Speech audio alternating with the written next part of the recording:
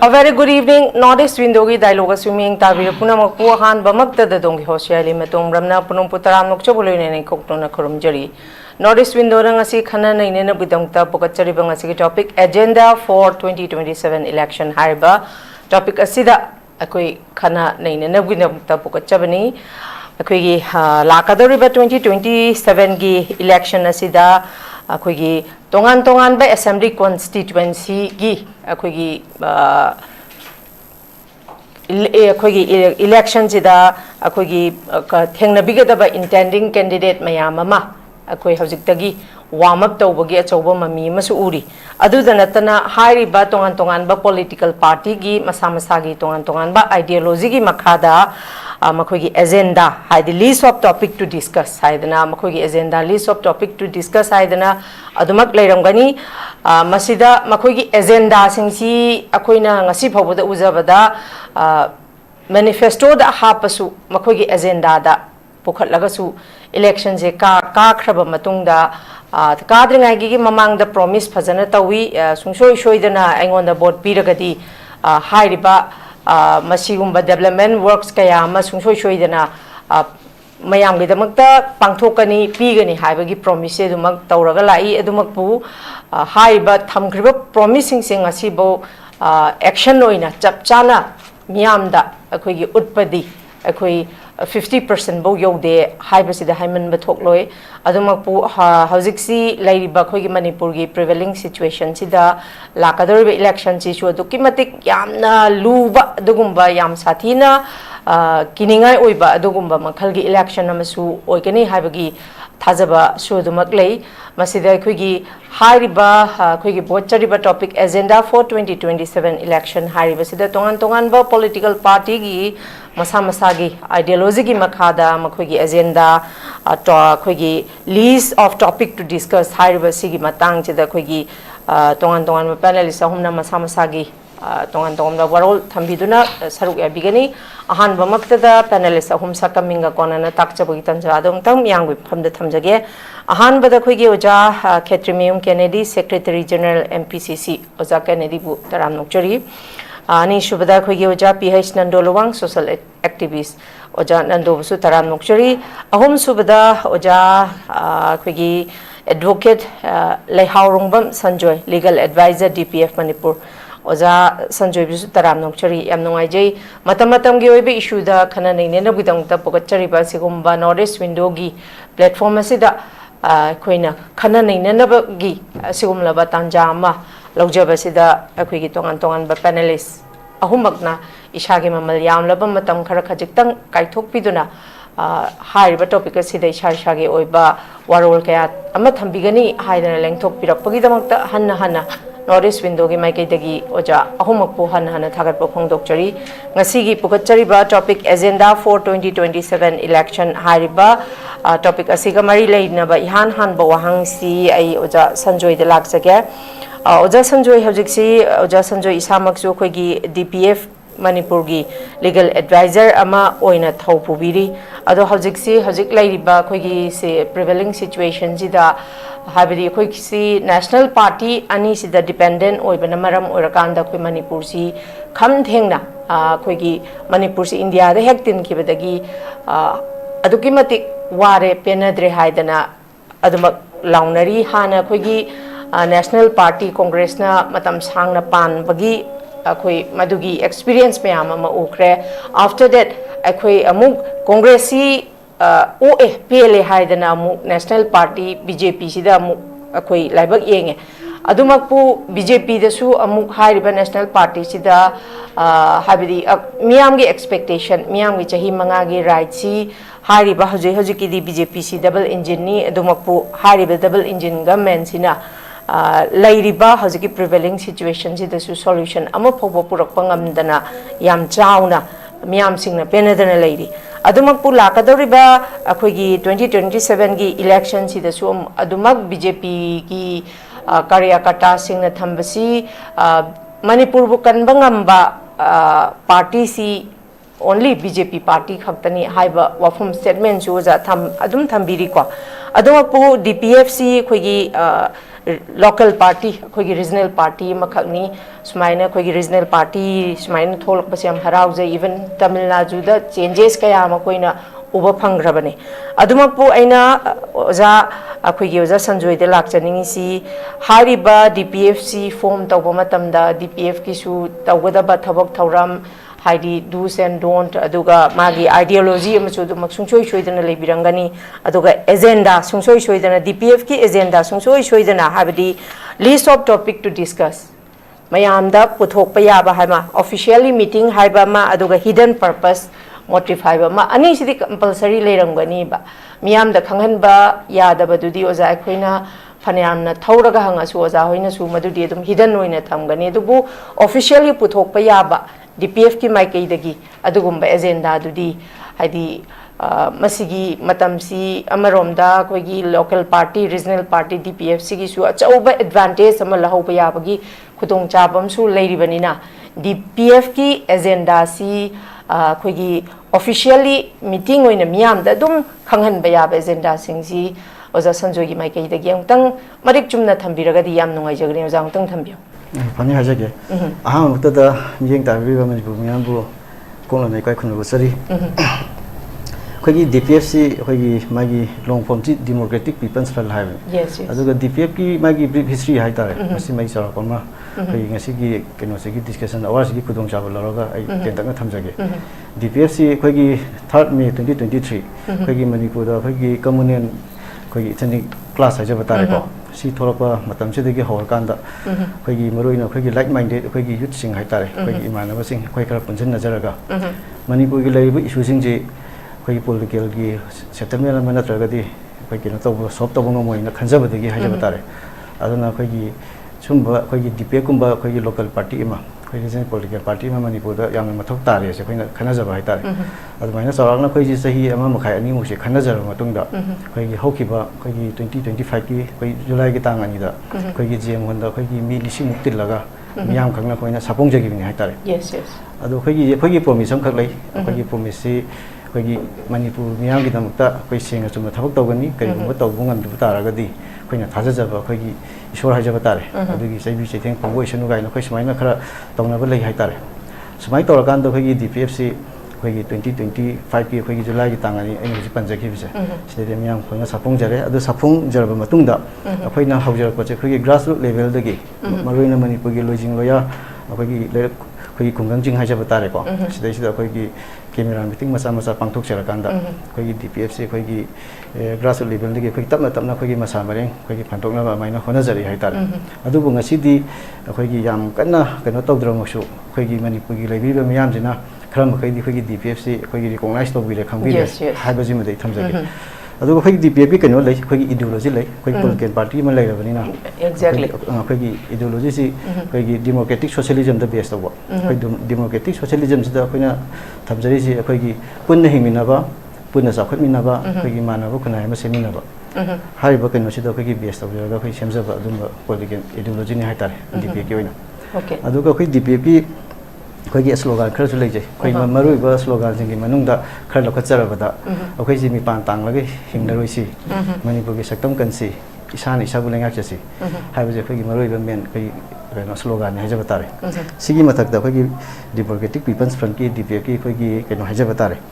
खोगी party manifesto हाइजबा तारे election manifesto नतबा खोगी पार्टी मैनिफेस्टो खोइना 30 पॉइंट्स प्रोग्राम से खोइना हाइ 30 पॉइंट्स प्रोग्राम सी खोई तेंतकना सुम थमजगे को याने अहामदा खोगी मणिपुर खोगी ह्यूमन राइट्स की खोगी मियोबे की हक सी खंगावना से कुइ हाइ तारे मसिगी ह्यूमन राइट्स की खोगी हक सी खोगी फजन प्रोटेक्शन पिरगा थम हाइ तारे को खोई मसागी राइट्स खोई सागी rights फजन ngaga thamba hai tare sima khogi aham keno thamjai adu khogi manipur gi apunbagi territorial integrity sima ngaga thamjaba aduga khogi manipur gi laiba khogi indigenous and native people na khoina soina khaido sei hai tare sigi indigenous and native people sing je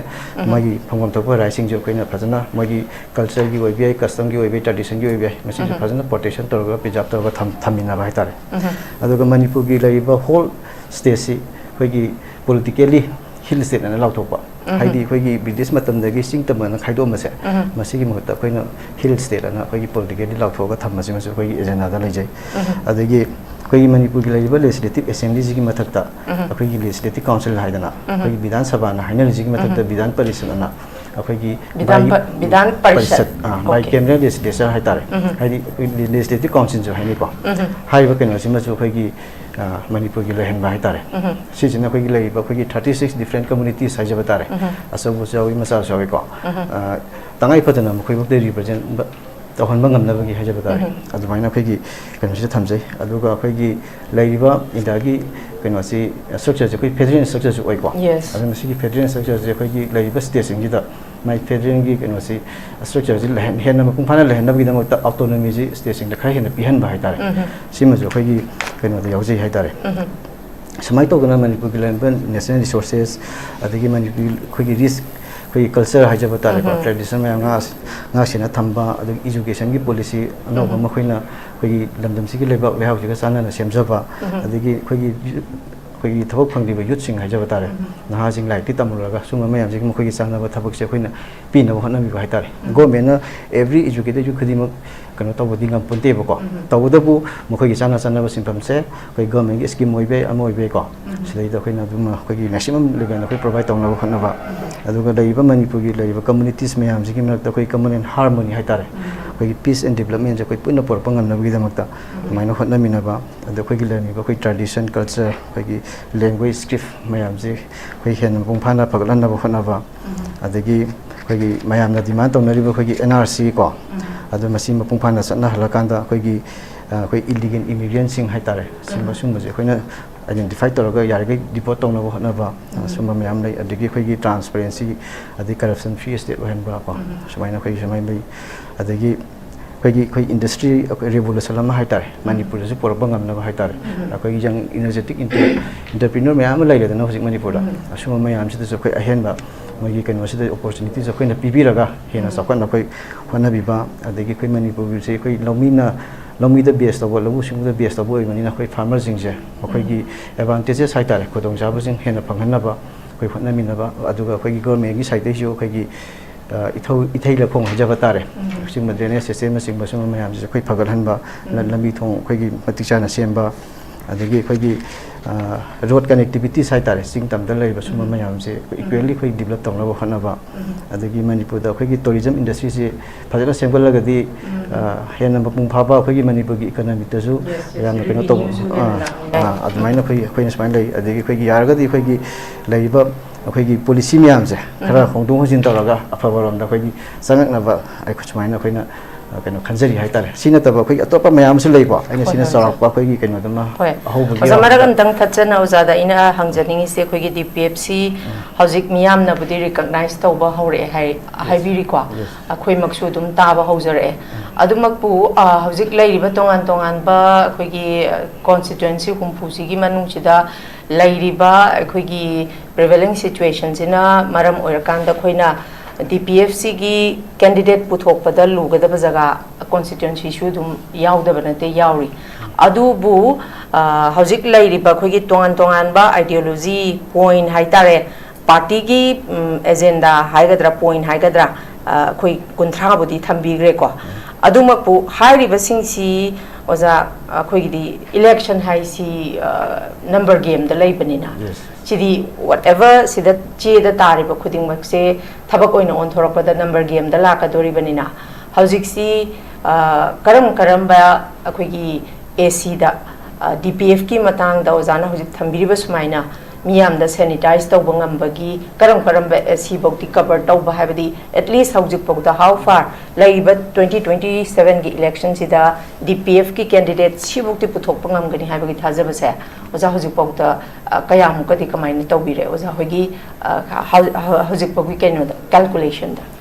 Madam, so far, because we calculation, the DPF is 30 around the ledger. Okay. 30 plus lakh. We Marine, we Tampaki, we Belly, Kanosita, constituency, Singita. Adubu, we Singi the Zo, Marine, we Naga, Chinauching Tower. Yes. Zagada, we contact of an understanding of Porno, Honazari Haitar. Adu Porpanga Magadi, we more than 40 plus. We thought of we can watch Haitar. Adubu Laiba, Madame Tambiba, we constituencies. ꯑꯩꯈꯣꯏꯒꯤ ꯍꯧꯖꯤꯛꯀꯤ ꯑꯣꯏꯅ ꯇꯝꯄꯥꯛꯁꯤꯗ ꯑꯩꯈꯣꯏꯅ ꯈꯪꯖꯕꯗ ꯑꯩꯈꯣꯏꯒꯤ ꯏꯝꯐꯥꯜ ꯑꯦꯔꯤꯌꯥꯒꯤ ꯃꯅꯨꯡ ꯈꯔ ꯑꯃ ꯑꯗꯒꯤ ꯑꯩꯈꯣꯏꯒꯤ ꯊꯧꯕꯥꯜ ꯗꯤꯁꯇ꯭ꯔꯤꯛꯀꯤ ꯕꯤꯁꯦꯝꯄꯨꯔ ꯗꯤꯁꯇ꯭ꯔꯤꯛꯀꯤ ꯁꯨꯃꯥꯏꯅ ꯇꯧꯕꯅ ꯗꯤꯁꯇ꯭ꯔꯤꯛ ꯑꯌꯥꯝꯕꯗꯤ ꯑꯩꯈꯣꯏꯒꯤ ꯕꯦꯂꯤꯒꯤ ꯗꯤꯁꯇ꯭ꯔꯤꯛ ꯑꯌꯥꯝꯕꯗꯤ ꯀꯣꯚꯔ ꯇꯧꯕ ꯉꯝꯖꯔꯦ ꯍꯥꯏꯇꯥꯔꯦ ꯑꯗꯨꯅ ꯍꯧꯖꯤꯛꯀꯤ ꯑꯩꯈꯣꯏꯅ ꯊꯥꯖꯖꯕ ꯑꯃꯈꯛ ꯂꯩ ꯑꯩꯈꯣꯏꯒꯤ ꯂꯨꯞ ꯍꯣꯜ ꯑꯃꯁꯨ ꯂꯩ ꯍꯥꯏꯇꯥꯔꯦ ꯍꯧꯖꯤꯛꯀꯤ ꯆꯠꯅꯔꯤꯕ ꯁꯤꯁꯇꯦꯝꯁꯤꯗ ꯑꯩꯈꯣꯏ ꯗꯤ ꯄꯤ ꯑꯦꯐꯀꯤ ꯀꯩꯅꯣꯁꯤꯗꯁꯨ ꯑꯩꯈꯣꯏꯒꯤ ꯄ꯭ꯔꯤꯟꯁꯤꯄꯜ ꯑꯃꯈꯛꯁꯨ ꯂꯩꯖꯩ ꯑꯩꯈꯣꯏꯒꯤ ꯗꯤ ꯄꯤ ꯑꯦꯐꯇ ꯑꯩꯈꯣꯏꯒꯤ ꯍꯥꯟꯅ MLA ꯑꯣꯏꯔꯝꯃꯕ ꯚꯣꯠ ꯀꯥꯈ꯭ꯔꯕ ꯍꯥꯏꯖꯕ ꯇꯥꯔꯦ ꯀꯅꯥꯒꯨꯝꯕ ꯑꯃꯠꯇ ꯑꯩꯈꯣꯏ ꯁꯤꯗꯩꯁꯤꯗ ꯚꯣꯠ ꯂꯦꯞꯄ ꯌꯥꯔꯣꯏ ꯍꯥꯏꯕ ꯃꯣꯏꯅ ꯑꯩꯈꯣꯏꯕꯨ ꯅꯨꯡꯁꯤꯕꯤꯕꯒꯤ ꯁꯤꯝꯄꯦꯊꯥꯏꯖꯔ ꯑꯣꯏꯅ ꯆꯪꯕꯤꯔꯛꯄ ꯁꯄꯣꯔꯠ ꯇꯧꯕꯤꯕꯗꯤ ꯌꯥꯏ ꯇꯧꯕꯇꯕꯨ ꯆꯪꯉꯒ ꯚꯣꯠ ꯂꯦꯞꯄꯗꯤ ꯑꯩꯈꯣꯏ ꯑꯊꯤꯡꯕ ꯊꯝꯖꯩ ꯍꯥꯏꯇꯥꯔꯦ ꯁꯨꯃꯥꯏꯅ ꯑꯩꯈꯣꯏꯒꯤ ꯄ꯭ꯔꯤꯟꯁꯤꯄꯜ ꯑꯃꯈꯛ ꯂꯩꯖꯕ ꯑꯗꯨꯒ ꯀꯔꯤꯒꯨꯝꯕ ꯃꯣꯏꯅ ꯇꯉꯥꯏ ꯐꯗꯅ ꯑꯩꯈꯣꯏ ꯁꯤꯗ ꯗꯤ ꯄꯤ ꯑꯦꯐꯁꯤ ꯊꯃꯣꯏ ꯁꯦꯡꯅ ꯌꯥꯎꯖꯒꯦ ꯍꯥꯏꯔꯒꯅ ꯃꯥꯅ ꯏꯟꯗꯤꯄꯦꯟꯗꯦꯟꯗ ꯂꯦꯞꯄꯒ ꯏꯟꯗꯤꯄꯦꯟꯗꯦꯟꯗꯒꯤ ꯀꯥꯔꯛꯑꯒ ꯑꯩꯈꯣꯏꯒꯤ ꯏꯔꯨꯖꯊꯣꯛꯑꯒ ꯂꯥꯛꯄ ꯍꯥꯏꯇꯥꯔꯦ ꯑꯗꯨꯃꯈꯛꯇꯤ ꯑꯩꯈꯣꯏꯗ ꯃꯊꯧ ꯇꯥꯏ ꯍꯥꯏꯇꯥꯔꯦ ꯑꯣꯖꯥ ꯌꯥꯝ ꯅꯨꯡꯉꯥꯏꯖꯩ ꯍꯥꯏꯔꯤꯕꯁꯤꯡꯁꯤ ꯑꯩꯈꯣꯏ ꯊꯕꯛ ꯑꯣꯏꯅ ꯑꯣꯟꯊꯣꯔꯛꯄꯗꯨꯅꯤ ꯑꯩꯈꯣꯏꯒꯤ ꯅꯝꯕꯔ ꯒꯦꯝꯗ ꯂꯥꯛꯑꯒ ꯍꯌꯦꯡ ꯏꯂꯦꯛꯁꯟ ꯍꯥꯏꯗꯣꯛꯑꯀꯥꯟꯗꯀꯣ ꯑꯗꯨꯕꯨ ꯑꯩꯈꯣꯏꯅ ꯄꯥꯝꯕꯁꯨ ꯍꯧꯖꯤꯛ ꯂꯩꯔꯤꯕ ꯁꯤꯆꯨꯋꯦꯁꯟꯁꯤꯗꯗꯤ ꯑꯩꯈꯣꯏ ꯔꯤꯖꯅꯦꯜ ꯄꯥꯔꯇꯤꯁꯦ ꯑꯗꯨꯝ ꯁꯄꯣꯔꯠ ꯇꯧꯖꯅꯤꯡꯉꯤ ꯄꯥꯝꯁꯨ ꯄꯥꯝꯃꯤ ꯑꯗꯨꯃꯛꯄꯨ ꯍꯥꯏꯔꯤꯕ ꯉꯁꯥꯏꯒꯤ ꯇꯣꯉꯥꯟ ꯇꯣꯉꯥꯟꯕ ꯄꯣꯏꯟꯠꯁꯤꯡꯁꯦ ꯑꯣꯖꯥ ꯆꯍꯤ 5ꯁꯤꯗ ꯊꯕꯛ ꯑꯣꯏꯅ ꯂꯣꯏꯅꯃꯛ ꯑꯣꯟꯊꯣꯛꯄ ꯉꯝꯒꯗ꯭ꯔꯥ ꯉꯝꯃꯣꯏꯗ꯭ꯔꯥ ꯍꯥꯏꯕꯁꯤꯗꯤ ꯍꯌꯦꯡ ꯀꯥꯔꯛꯑꯀꯥꯟꯗ ꯈꯪꯒꯗꯣꯏꯅꯤ ꯑꯩꯍꯥꯛꯅ ꯋꯥꯍꯧꯗꯣꯛꯇꯁꯨ ꯍꯥꯏꯖꯕꯗꯨꯅꯤ ꯏꯂꯦꯛꯁꯟ ꯀꯥꯗ꯭ꯔꯤꯉꯩ ꯃꯃꯥꯡꯗꯅ ꯁꯤꯁꯤ ꯇꯧꯒꯅꯤ ꯁꯤꯁꯤ ꯇꯧꯒꯅꯤꯅ ꯃꯌꯥꯝ ꯑꯃ ꯄ꯭ꯔꯣꯃꯤꯁ ꯇꯧꯔꯀꯥꯟꯗ ꯇꯧꯗꯕ ꯉꯥꯛꯇꯅꯤ ꯑꯗꯨꯗꯨꯅ ꯑꯃꯨꯛ ꯑꯜꯇꯔꯅꯦꯠꯁꯤ ꯂꯩꯇꯕꯅꯤꯅ BJPꯗ ꯑꯃꯨꯛ ꯌꯦꯡ ꯀꯣꯡꯒ꯭ꯔꯦꯁꯇ ꯑꯃꯨꯛ ꯌꯦꯡ BJPꯗ ꯑꯃꯨꯛ ꯌꯦꯡ ꯁꯨꯃꯥꯏꯅ ꯁꯨꯝ ꯇꯧꯔꯒ ꯂꯥꯛꯄ ꯑꯗꯨꯃꯛꯄꯨ ꯑꯩ ꯅꯦꯛꯁ ꯔꯥꯎꯟꯗ ꯑꯃꯨꯛ ꯂꯥꯛꯆꯒꯦ ꯌꯥꯝ ꯅꯨꯡꯉꯥꯏꯖꯩ ꯊꯦꯡꯛ ꯌꯨ ꯚꯦꯔꯤ ꯃꯆ ꯃꯈꯥ ꯆꯠꯊꯖꯕ ꯑꯣꯏꯅ ꯑꯩꯈꯣꯏꯒꯤ ꯑꯣꯖꯥ ꯀꯩꯅꯣꯗ ꯂꯥꯛꯆꯒꯦ ꯑꯩꯈꯣꯏꯒꯤ ꯑꯣꯖꯥ ꯈꯦꯇ꯭ꯔꯤꯃꯌꯨꯝ ꯀꯦꯅꯦꯗꯤ ꯁꯦꯀ꯭ꯔꯦꯇꯔꯤ ꯖꯦꯅꯔꯦꯜ MPCC ꯑꯣꯖꯥ ꯍꯧꯖꯤꯛꯁꯤ ꯅꯥꯀꯜ ꯑꯃꯔꯣꯝꯗ ꯌꯦꯡꯉꯨꯔꯀꯥꯟꯗ ꯍꯧꯖꯤꯛ ꯂꯩꯔꯤꯕ ꯁꯤꯆꯨꯋꯦꯁꯟꯁꯤꯗ ꯌꯦꯡꯉꯨꯔꯒꯗꯤ ꯑꯃꯨꯛ ꯑꯩꯈꯣꯏꯒꯤ ꯉꯁꯥꯏꯒꯤ ꯅꯦꯁꯅꯦꯜ ꯄꯥꯔꯇꯤ ꯑꯅꯤꯁꯤꯗ ꯂꯥꯏꯕꯛ ꯆꯥꯡꯁꯤ ꯌꯦꯡꯅꯕꯗ BJPꯁꯤ ꯍꯧꯖꯤꯛ ꯃꯤꯌꯥꯝꯅ ꯇꯜꯂꯦ BJPꯁꯤ ꯀꯥꯟꯅꯔꯔꯣꯏ BJPꯗꯒꯤ ꯂꯥꯞꯊꯣꯛꯑꯒꯦ ꯈꯟꯕꯁꯨ ꯑꯗꯨꯝ ꯍꯥꯏꯔꯒꯁꯨ ꯑꯃꯨꯛ BJPꯅ ꯑꯦꯅꯤ ꯊꯕꯛ ꯊꯧꯔꯝ ꯑꯃ ꯇꯧꯔꯛꯄꯗ BJPꯒꯤ ꯃꯤꯁꯦ ꯁꯨꯡꯂꯩ ꯍꯦꯛ ꯂꯩꯇꯔꯕ꯭ꯔꯥ ꯍꯥꯏꯕꯃꯛꯁꯨ ꯍꯦꯛ ꯍꯥꯏꯕ ꯌꯥꯗꯕ ꯑꯣꯖꯥ ꯑꯗꯨꯝ BJPꯒꯤ ꯃꯤꯁꯦ ꯂꯩꯇꯦ ꯍꯥꯏꯕꯗꯤ ꯌꯥꯗꯦ ꯑꯗꯨꯝ ꯂꯩꯔꯤꯕ ꯑꯣꯖꯥ ꯑꯩꯈꯣꯏꯅ ꯎꯖꯕꯗꯁꯨ ꯑꯗꯨꯕꯨ ꯅꯥꯀꯜ ꯑꯃꯔꯣꯝꯗ ꯑꯃꯨꯛ ꯌꯦꯡꯉꯨꯔꯀꯥꯟꯗꯁꯨ ꯍꯧꯖꯤꯛ ꯂꯩꯔꯤꯕ ꯁꯤꯆꯨꯋꯦꯁꯟꯁꯤꯒꯤ ꯃꯇꯨꯡ ꯏꯟꯅꯗꯤ ꯂꯥꯛꯀꯗꯧꯔꯤꯕ ꯏꯂꯦꯛꯁꯟꯁꯤꯗ ꯀꯔꯤꯒꯨꯝꯕ ꯌꯥꯝ ꯀꯟꯅ ꯊꯦꯡꯅꯗꯣꯏꯁꯤ ꯑꯗꯨꯝ ꯅꯦꯁꯅꯦꯜ ꯄꯥꯔꯇꯤ ꯑꯅꯤ BJPꯒ ꯀꯣꯡꯒ꯭ꯔꯦꯁꯀꯁꯤ ꯑꯗꯨꯝ ꯊꯦꯡꯅꯒꯅꯤ ꯍꯥꯏꯕꯒꯤ ꯑꯦꯛꯁꯄꯦꯛꯇꯦꯁꯟꯁꯨ ꯃꯤꯌꯥꯝꯅꯁꯨ ꯑꯗꯨꯝ ꯇꯧꯅꯔꯤꯀꯣ ꯁꯤꯒꯤ ꯃꯇꯥꯡꯁꯤꯗ ꯀꯔꯤ ꯍꯥꯏꯅꯤ ꯑꯣꯖꯥ ꯑꯩꯈꯣꯏꯒꯤ इलेक्शनसी तौब याई तौदब याई हाइदना तोंगान तोंगान स्टेट्सिंगददी अखोगी इलेक्शन से तौबगी कैनोसी इन्फॉर्मेशन से दुम लैरगसु अखोगी इवन मणिपुर की तौगदोरिबसिददी इलेक्शन कमीशन ऑफ इंडिया ना मणिपुर दा हौजिक फाव इलेक्शन चपचाना तौगनी हाइबगी कैनोसु लाक्तबगी वारीसु अदुमक अखोई ताजरीको सिगी मतांगसिदा हाइबदी अखोइना सुम हौजिक फावदा एनालाइज तौरकपदा BJP na influence तौदबसे लैत्रे हाइदना ECI बु ओइरो अदगिदी everything whatever मखोइना cover तौदबा मखोइना influence तौदबसे लैत्रे हाइदना in case BJP की फिबम सिना यामना साथीना सोकदबा लैरबा मखोगी winnability की chance से तो किमतिक नेम गदबा ओइरगदी president rule अमुक थमजलप याबगी चांसु लई हाइबसु मियामनसु दुमसु हाइनरी अदुमकु मदुमक थमददना इलेक्शन से दुम पांगथोगदी ओजा अखोगी MPCC अखोगी कांग्रेस की माइकैदगिदी लाकदरिबे इलेक्शन सिदा कांग्रेस की ओइना हाइबदी अखोइना सुम यंगजबदा होय कांग्रेस ना तौरंबा थबक थौरम मयाम अफबा मयामसु उई अदुगा इवन ngasi ngasi thoiba अखोगी मणिपुर बर्न ओइरगा मणिपुर मई चागा लैरिसी अखोगी रूट कोसे सुने बोजा सुसी कांग्रेस की मतम द मरु हुलंबनी हुलमी ब मरु से मु BJP ना मुथतपदि लायदना मोइन इसिंग मु चाइछलिमने बकोजा सी ओजा वरो बिबे यादे मसी मियामना खंगदना लैरबा कैनो स्टेटमेंट अमा खंगनेबा अदुइबा तारगदी हौजिक सिगी फिबम सिदा हाइदी कांग्रेस BJP सुम तौदना लैरबनिना सिगी फिबम सिदा कांग्रेस की एक्सपेक्टेशन से हजिक BJP ना फिबम खरा चासलक्त्रबनिना लाकदोरिबा अखोगी 2027 की इलेक्शन सिददी कांग्रेस ना दुम mai pakani haibage asasu laibibra aduga hojiki oina akoi congress ki tongan be agenda su adum leirangani haibagi chap chaba thajab su dum leije sei matang da di oja gi ba mo che kari kaman thambini nge ojam tang thambia thagatsari ha mungta da koi notice dialogue gi viewers sing manipuri praja sim kurumjari lonai gi anchor ko panelist tong pu kai phuna muchari so me koi democratic country amada leibni na election is the backbone of democracy ni manam disidani akoi na praja gi afaba mihut khalung doidwa sigum bagi akoi na sometimes me na sum haina bada election je akoi festival on lobuse akoi din pamjide election ji examination ni se sida festival oin logi bada gi ringa si hoji toriba paisa gi lalasta aduga hari tawda thawak pot adi issue mayam sinam tharaga ai subida da praja da ngasai gi tap tamai wahal laga hoi ising guzo pita kan yam harau do ai mateng pangbir ge khalan bado adugi pot ama samaina sum sanar pasina koi gi praja ji kam thena wahal laga hai bot maya da paisa na lebi yani ge khanba ana hojik sigi laiba sida koi mamangi 2022 gi election si koi tawre 21st March ta koi gi CM Biren wasak logre aduga first state assembly se koi 24th kena sida March ta oine ba ona ngasi akoi gi sigi term se 2022 gi akoi gi 12th assembly gi term si ngor ga di akoi sigi 23rd March ta loi doine ko ona sai en kana su pan biri ba koi election tawai ai taw da ba ai se because akoi mandatory keno madum lai jabani akoi Indian constitution provision da every 5 years magi whether marak the president rule lai gera lai roira ai 5 year term sida akoi gi another dispensation ama sin bai sidi is a the constitution gi magi mandatory provision yaw jabani adu gi question lai si kai no that this is because of BJP ne ba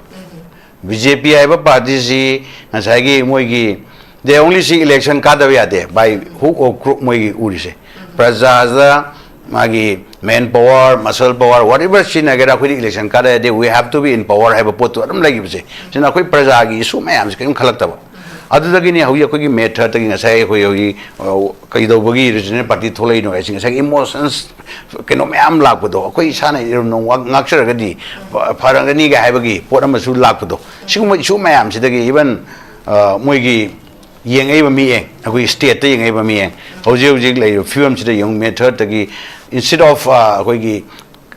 device ama puthoga or any dialogue process ama puthoga sigi tawda mayam tawrok taba ona Congress party as a national gi am responsible party ama hoina as a political organization akoi gi we believe in federalism, we believe in secularism, we believe in social harmony aduga we believe in bloodless revolution haitar yamna democratic oiba ona na koina protest tawdana mayam tawraga ko democratic principle thaja party moina manipuri context la ga so akoi mama na mayam si da koina ekta haining da haibya abnate Congress ki matam da as a political national political party oiraga so manipuri issue lag matam da akoi we never retreat akoi gi NSN IM gi so leader am lakung matam da akoi mayam adu wari si mayam loina khangna ni because state ki integrity do और ने हेन लुम ना लड़को कोई party ना whether कोई आधा कांग्रेस की गवर्नमेंट ले नहीं स्टेट है जो कांग्रेस गवर्नमेंट ले ही नहीं बा शिगी बच्ची लांग मतलब दा कोई स्टेट ने हेन लुम बे हेलांग मतलब दुगी कोई ऑनरेबल चीफ मिनिस्टर बिरंबा हुई ना कोई पार्टी की प्रेसिडेंट हुई बा पाउंग इबू बगी मतलब दा माना लोगी बा दुगी स्टैंड दो नसी प्रजान का वम थोक टे अदुगी मतुंग दा कोई मणिपुर दा थोई बे इशू अने की अरुब मे 3rd 2023 की इशू से सिगी एक तौर पुसिदगी लेबाक से करी मखरा तौदबा यादरे ना कोई की ऑनरेबल कोई की पार्टी प्रेसिडेंट हाने XCM पाउं इबोबी अदुगा सुगनु केंद्र की कोई लेबाक सिगी दमकता आदि प्रजाई दम मतम पुम नगांगा असेंबली द ओरो inside and outside the assembly the ngangiba कोई की का ग्रांजेट ऑनरेबल MLA से मोई सि तौरगा मे की तांग तरुक सिदनी पाउं इबोबी ना मतम दुगी chief minister N Birenda phone tawraga all political party meeting ama ko view nangi si to hoda tara ko lebak si kainom da chakrani haibagi akoi matam as a responsible opposition party moina akoi gi adumba constructive criticism haibatai akoi analyze tawraga matam da akoi hanagi XCM ibobina matam dugi birengi da pungtara da phone tawraga hoi numitu ki pung ani da moi all party meeting ma kor pura akoi party ki yaw je ba but matam da akoi party na moi da pi ba suggestion se akoi na method ki sida ai kamaina sigi film law ra akoi ji kai to ba ai hai gi pora ma am di lebak se the whole state is in doldrums ne matam da adu ki mayam akoi na full security mayam di mi chen ma hong na gre tang hong si da gi akoi na moi Kangkokpi Sujanpur aduga leiriba magi akoi Chandel district somdana kuki me loim pugi ba ai somdana akoi gi leihori ba tamda leiba kuki me simo keno da di magi Sujanpur keno se pugi ba itare para separate to gi budo adugi mamang da akoi government gi employee akoi police personnel sing loina separate to tho me ba ana sigi matang da akoi gi session phajana hoi tawjai si phajana hoi leireba area se security arrangement phajana thambiraga mi me se adugi matungna kitang akoina matam yenga military crackdown gum ta hoba aduga magi provision sing do constitution gi yaba because purely akoi state gi list leba entry namo akoi public ki law and order si state list yaudoi ne ko anta akoi gi state list adugi potu mayam si kaino haita ga akoi gi praja gi khalak ta banga sa gi dummy government orapa toothless tiger adigi nupa thok taba center gi prime minister same party akoi prime minister ga akoi same ga unagi bravo adum lu ba tanja da khong thilaga lawa ngam gi daba pang daba haitare asengodi adum ba pang daba leader mayam ama leiru buduna ne ba ngasi akoi ngasi manipur hogi phau bada hogi shorum is a puppet kai mai ngam da bida thamisi siguma mayam sina akoi na akoi gi lakadabi election sida su koina yamne ekta sida yamna harau ra BJP si yadre congress loina ekta tawni ha prajana yadau nate because prajada koi congress ki agenda se koina mun khanbam change what we have been doing mama na koina saka paira me sai pangi ba suwai ro ke arak sing do kore adigi achida mi ai mi ba ise samna su maya nate congress ki matam da asoi bele ram have nate bele ram ngane but there some adi khara je dum leita bane ko but akoi na matam amada phane na khalam pose se su torga akoi khalam ba sigi group se akoi na after some time we can handle them have khalam ba se ba but counterproductive orak ba yai pot ai se de akoi toru jimina akoi na toru mi do akoi gi with a good motive amada for the ai hayeng tung da akoi gi state si na pha ma lang na ba gi peace and magi clam akoi gi kre ni leina ba yam santi over social harmony leiba ado yam peaceful aba we state ama oi never gi pandam na toru da aso emang kha yombe but government is a continuous process ne ko gi matang siga ko relate oina ko gi outer gi MP oza Alfred Arthur si naraga lei haiba budi tai ko ado masi ko gi MP gi election gi matang da ko gi BJP gi mire phobo puthoki bana teba ado da koina tajaba koina phangjaba report ki matung ina ko gi oza Alfred Arthur na election ka ba si hairiba ko gi shugi party da leiba siugi kadar sing aduga hairiba kuki sing sina support tawra kanda mahak si election ka gi bani haibagi miyam na sudum hainari aduga oza se nai khangdabana maram orakanda Alfred Arthur karai da chatkre haba wahang su yam toina hangi masi amarom da amu akogi politics it's a dirty game haina ba makakari haini ima isa yeng da ba aduma isagi political mileage launa bo hona bada ngasagi hoji thoibe irang si suspension of operation da lairi basiga sisina achauba root cause ama oiraga thoineba adubu amuk ngasagi oza Alfred Arthur si election kana ba honarakpa matamdadi amuk kuki na support tawre I hairi boza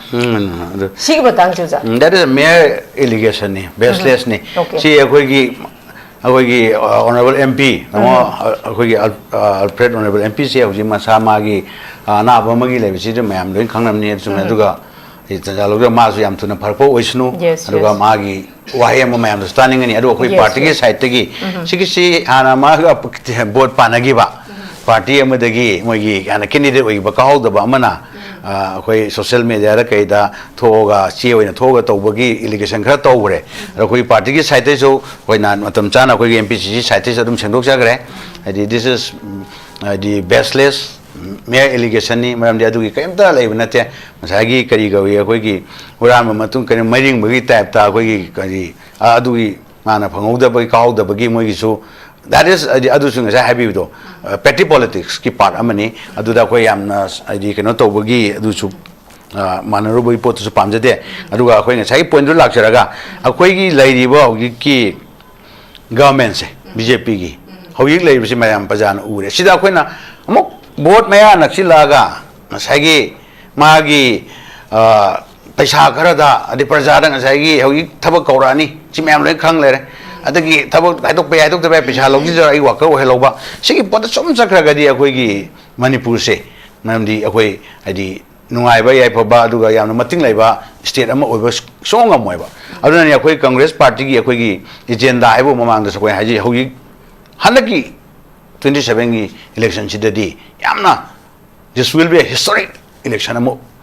oigene ja khoin lowe maram di hojik thoi be irang idps mayam gi leiriba pot sigi leir punamak se sigi fast akoi gi main agenda di once and for all akoi gi sigi issue se akoi na solve tona ba sigi differences leir mayam se through dialogue through peaceful means and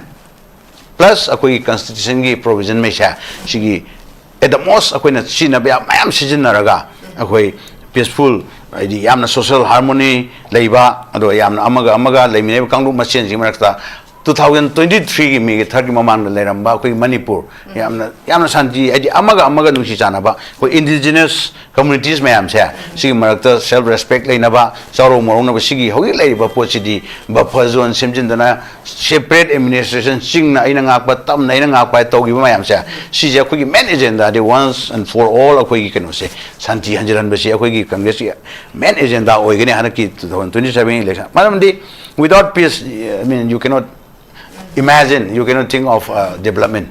adu mayam si potudi aduni santi hanjan han ba hai se election mai pak tragadi adu su aduna akoi gi di adu gi sududa best togjaga maram di akoi hana akoi gi congress ki matam da tarom mayam lega akoi haru traga su se akoi ne mayam hogi sai panbi akoi gi armed forces special power ek se matam da akoi gi center da su leji congress ki maram di is a manipur ji border state ina is a national security the problem lei be ai hare ni matam da adu ba ra akoi gi matam babung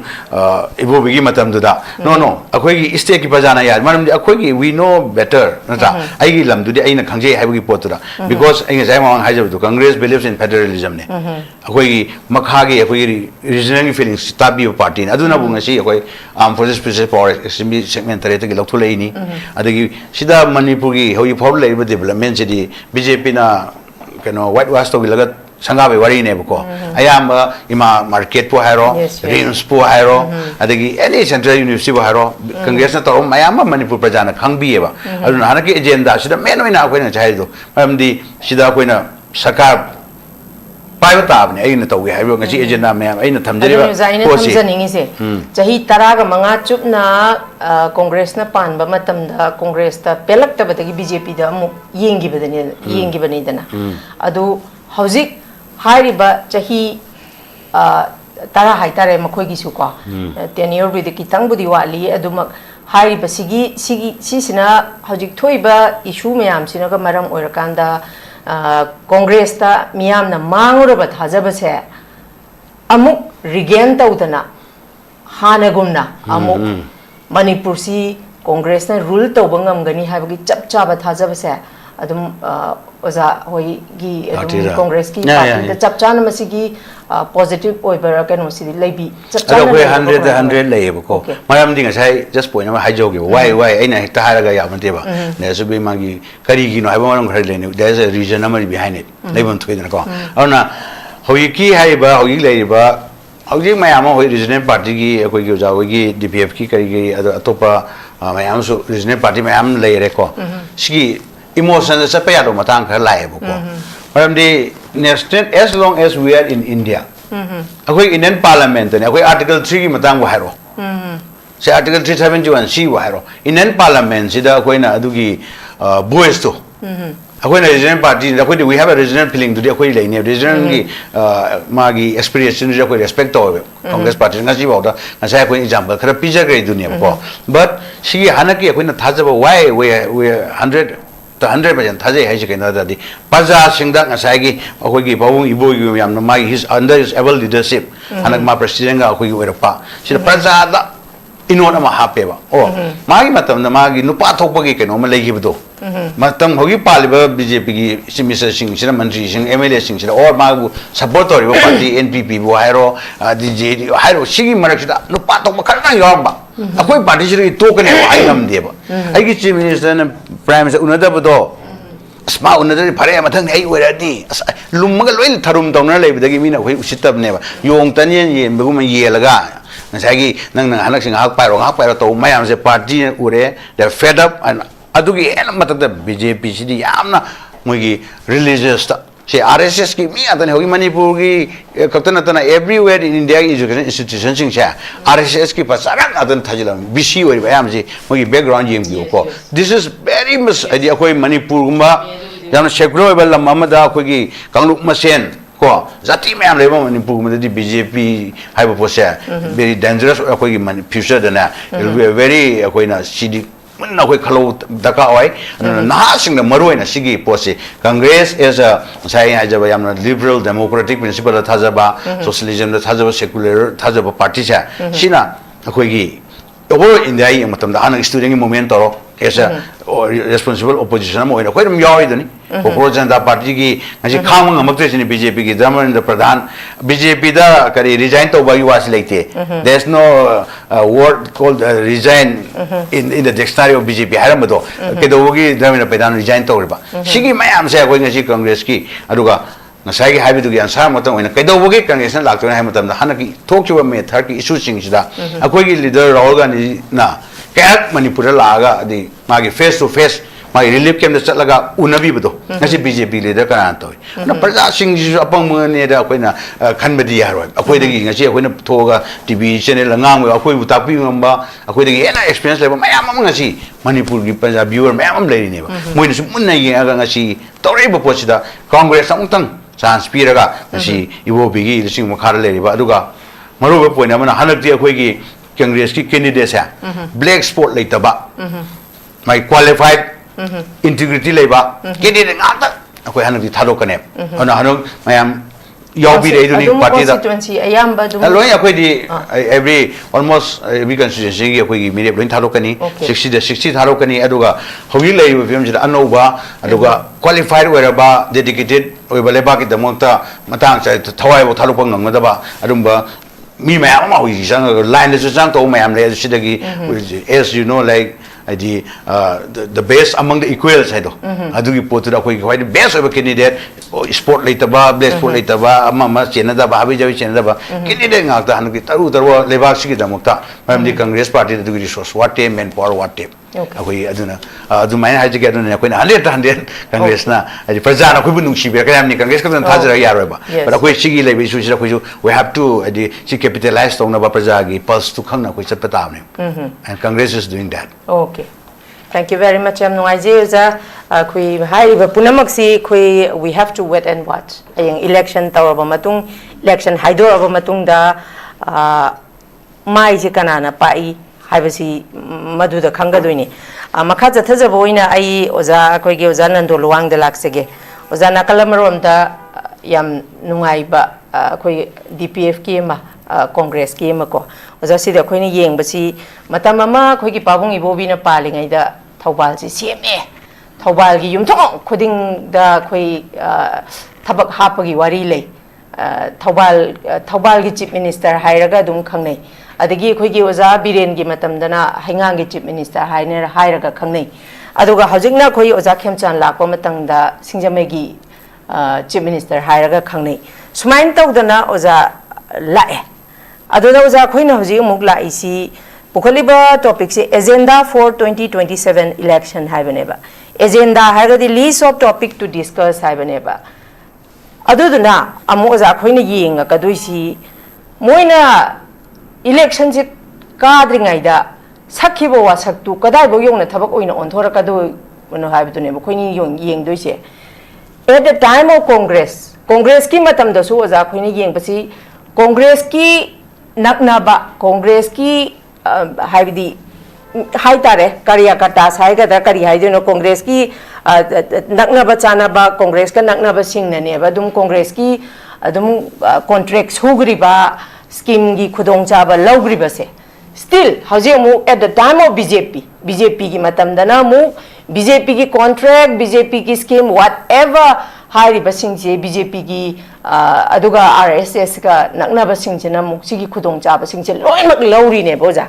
adu iba taragadi oja khoina hojiksi agenda for 2027 election haidana la kandadi akhoina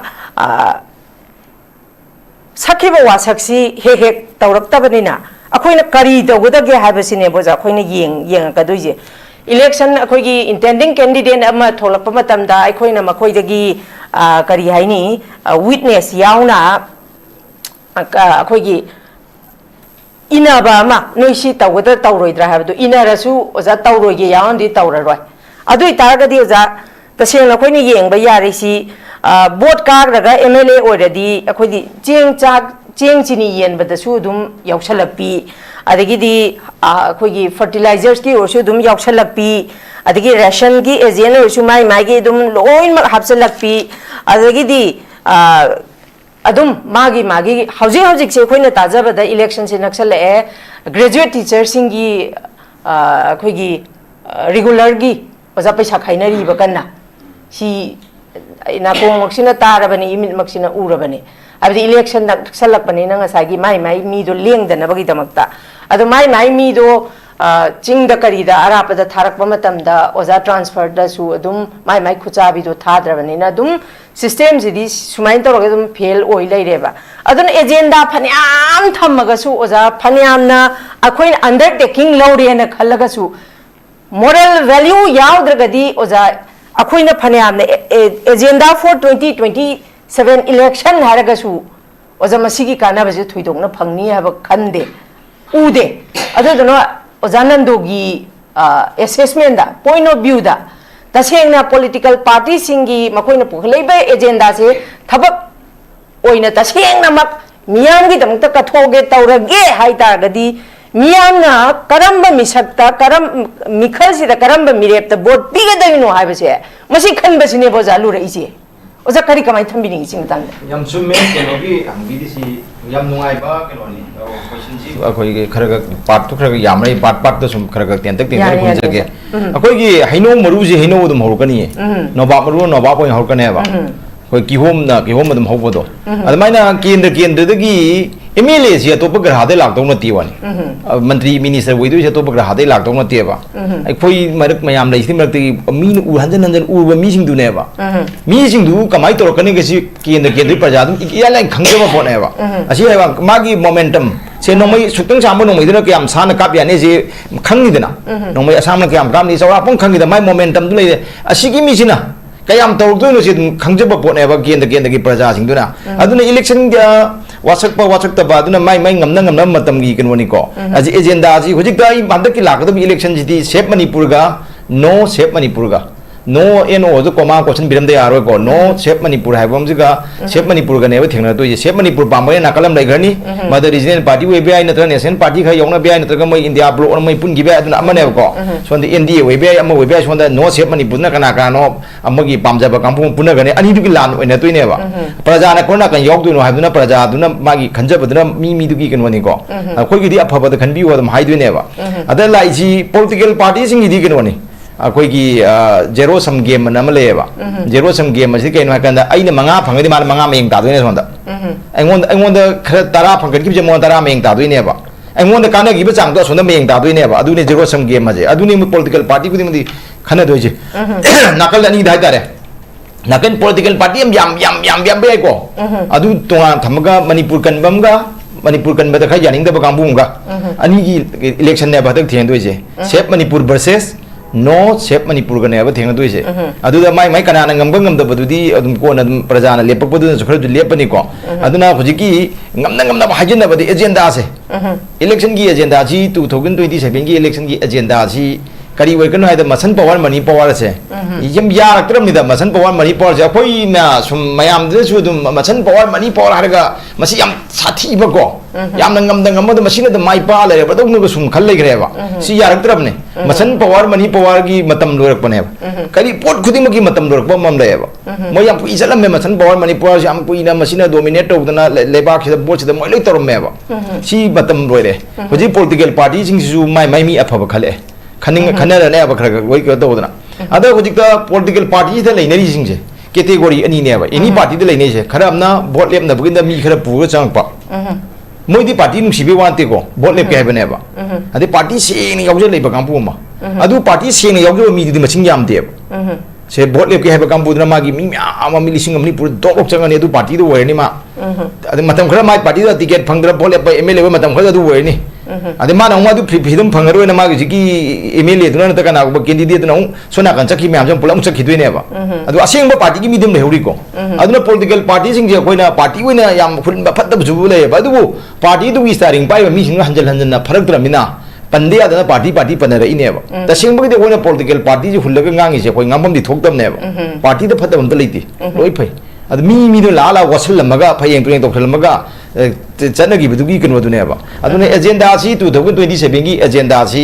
हुजिकता मयाम न उरे agenda आज the माना वासक पसु यारो हाना test तौबा म तौद्रिबा no no political party सेंब मयाम लई अदगी दे अतोबा हाना पाइरम बकोप मयाम लईननी खरा तौर खरा ngam लईनी को लोइ फरम मे हाना कांग्रेस अफब मयाम लई बीजेपी अफब मयाम लई असोइबसुम लईनी सरकार पाइरम बजे अफबसु लईनी असोइबसु लईनेबा